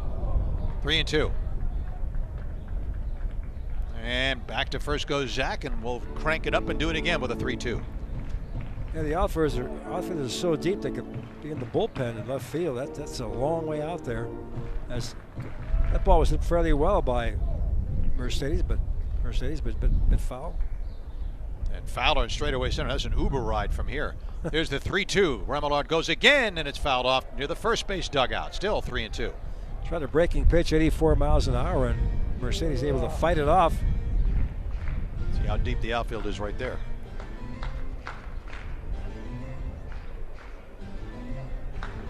Doubles by Brugman and Vaughn, and a single by Remillard. And the Sox, who were down 1-0, up 2-1, down 3-2, 4-2, 4-3, 6-3, now 6-5. And Mercedes fouls off another one. That one was 94, which is where Trey Cochran Gill has topped out since he came in to face Mercedes. One thing is for sure, Remillard's getting his wind sprints in over there. Sure is. Taking off on every 3-2 pitch. Campbell playing off the bag. There he goes again, and it's rip foul. Let's look out over there. At a third base dugout. Here's your wake-up call over there. 3-2. Ball jumps off his bat, doesn't it? Man. Rip that thing.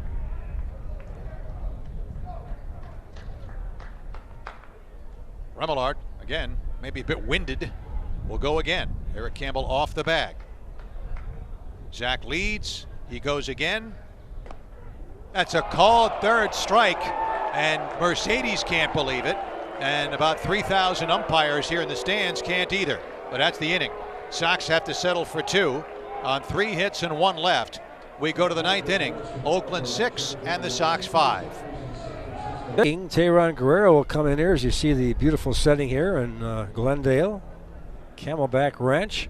And the big right-hander, Tayron Guerrero, who's 6'8". Talk about big, 225, 29 years old, from Colombia. And this will be his 4th appearance in the spring games. Began with Cincinnati, a scoreless game, and Goodyear, then surprise against Kansas City. Nothing across in 1. Last game against Texas, back in surprise. 1 inning pitched and 2. I'm sorry, I got the wrong line on that. It's not. That's Tyler Johnson's line. My eyes are going at the 9th inning, Russ. They're fading fast. I'll give you the correct information on Guerrero. All right, Tayron is 29. Big lead time with San Diego and the Marlins. And here we go. Sky Bolt, who had a big triple in the 7th inning, his only at bat, later scored in that inning, stands in and takes ball 1. This is Guerrero's 4th appearance, but let's get it straight. Giants, a scoreless inning. Seattle, 1 run, 2 hits. And against LA Angels, no runs, no hits, 1 inning. There you go. 6-5 Oakland. Bounding ball to first. Right there is Vaughn. He waves off Guerrero and stomps on the bag with the left foot. 1 down. So Bolt 1 for 2 with a triple and a run scored. Guerrero trying to keep it a 1-run game.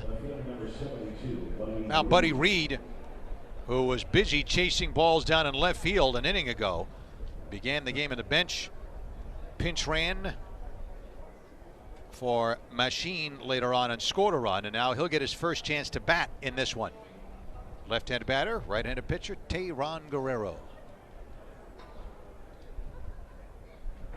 Reed is 0 for 8 in the spring with 3 strikeouts and takes a strike 0-1. Shadows creeping up behind home plate, as you can see right there. 1 out. When the Sox bat in the 9th, they have the 8, 9, and 1 hitters scheduled. There is action in the Oakland pen, so I don't know that Trey Cochran Gill will still be out there. Here's the 0-1. Reed takes one a little bit low. 1-1. Guerrero claimed on waivers by the White Sox from the Miami Marlins back in 2019. Big league experience with Miami and the Padres also. Back in 2016. 1 game with San Diego, made his debut. 2018-19 Miami. And that one just missed. 2-1. Miami last year, 52 games, 6.26 ERA. So we got a lot of work. 60 games in 2018. 1 out, base is clear. 9th inning, 6-5 Oakland. To the backstop, 3-1. Buddy Reed, 6'4", 210, standing in. Drafted by Texas, went to University of Florida in Gainesville. And did not sign with Texas. Padres drafted him in the 2nd round in 2016. To high school in Rhode Island. Buddy Reed, 3-1. That's too far outside, ball 4. And now an insurance run is on base for the Oakland Athletics. 1 on, 1 out on the top of the 9th inning. Now Sheldon Noyes, a good right-handed hitter. Fellow who's line drive guy, had a big year at AAA Las Vegas last year. A little time in the big leagues with the parent Athletics. Gets his first at bat in this game right now. Noisy, N-E-U-S-E.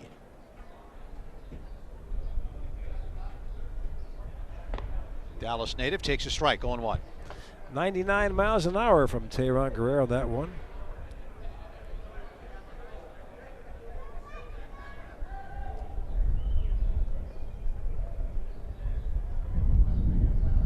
25 years old, waiting. Reed at first.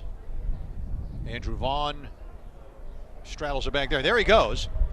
Swinging a dribbler in front of the plate. Mercedes out in front to grab it and throw and get him. So they sent Reed on a dribbler by Noisy, who's out 2-3. Reed at second, 2 outs. And now Nate Orff, who walked when he batted in the 7th inning against Tyler Johnson, will now face Tehran Guerrero, whose task now is to extinguish things here in the top of the 9th and keep it a 1-run game. And Orff, the former Brewer, with a different idea, of course. Here's the look by Guerrero. Checks Reed and delivers. Strike, 0-1.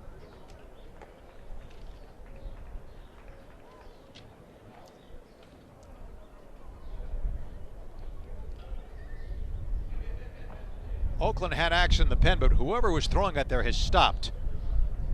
Here's the strike 1 pitch to Nate Orff, wagging that bat over the right shoulder. Ground to second. Right there's Laz Rivera. He gobbles this one up, and that's that. So Guerrero walks 1, but gets 3 ground balls. No runs, no hits, no errors. 1 left to the bottom of the 9th. Can the White Sox pull off another comeback? Oakland leads it. Schultz comes in. Jamie Matthew Schultz will try to get the Sox out in order and finish it. He's a native of Albany, New York. There he is, 5'10", 200-pounder. He was Dodger organization last year. Also has time in the Tampa Bay organization. Schultz. Career big league record, 2 up and 2 down, a 5.86 career ERA. Tampa Bay in 2018, the Dodgers briefly last year. Schultz.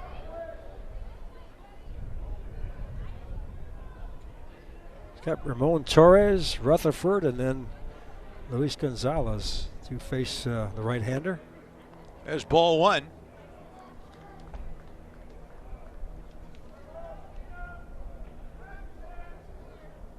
Torres is having a decent spring for sure. 3 for 8 so far, the limited time he's had a chance to play. Strike, 1-1.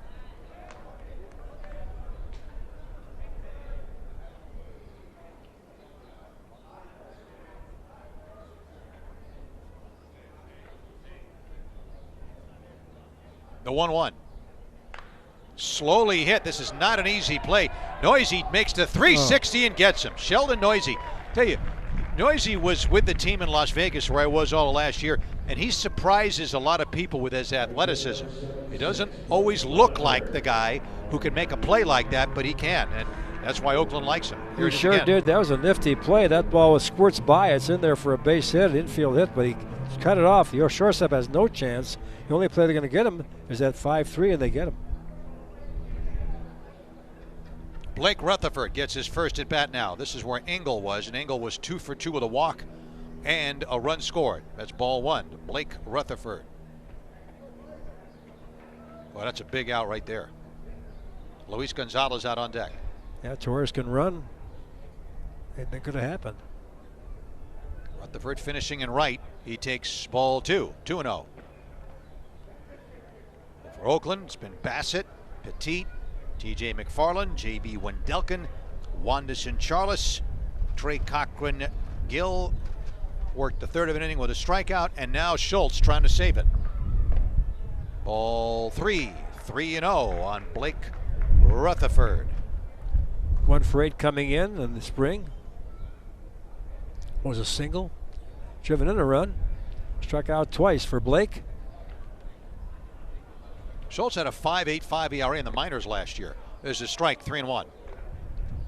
It's a little tricky for the hitters now, standing in the shadow and you're looking out in the sunshine. Yep, tough at bats here because the shadows is right over home plate.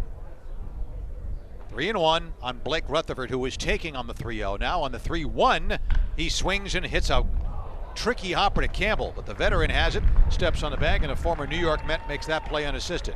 2 outs, and now it's up to Luis Gonzalez. Gonzalez struck out looking against Charles in the 7th. If he reaches and extends the game, Laz Rivera will be up after him. But now Schultz needs 1 out to cap it. Well, it was a tricky hop. 2 nice plays here by the A's defense in the 9th inning.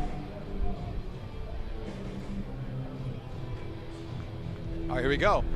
Noisy at third is in tight, just in case Gonzalez thinks about laying a bunt down to keep this thing going.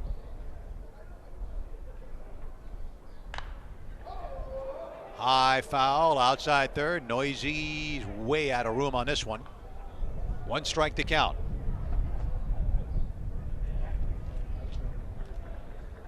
Ronaldo Lopez went 3 for the Sox. Adalberto Mejia, third of an inning. Carson Fulmer, an inning and 2/3. Evan Marshall, a scoreless inning. Tyler Johnson, inning and 2/3. Or rather, 2/3 of an inning. And then Brady Lale looked good in an inning and a third. And in a good inning out of Teheran Guerrero.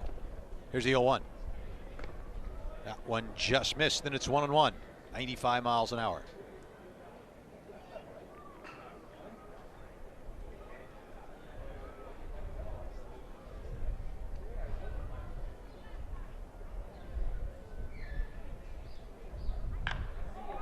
Got all that one, but he yanked it foul.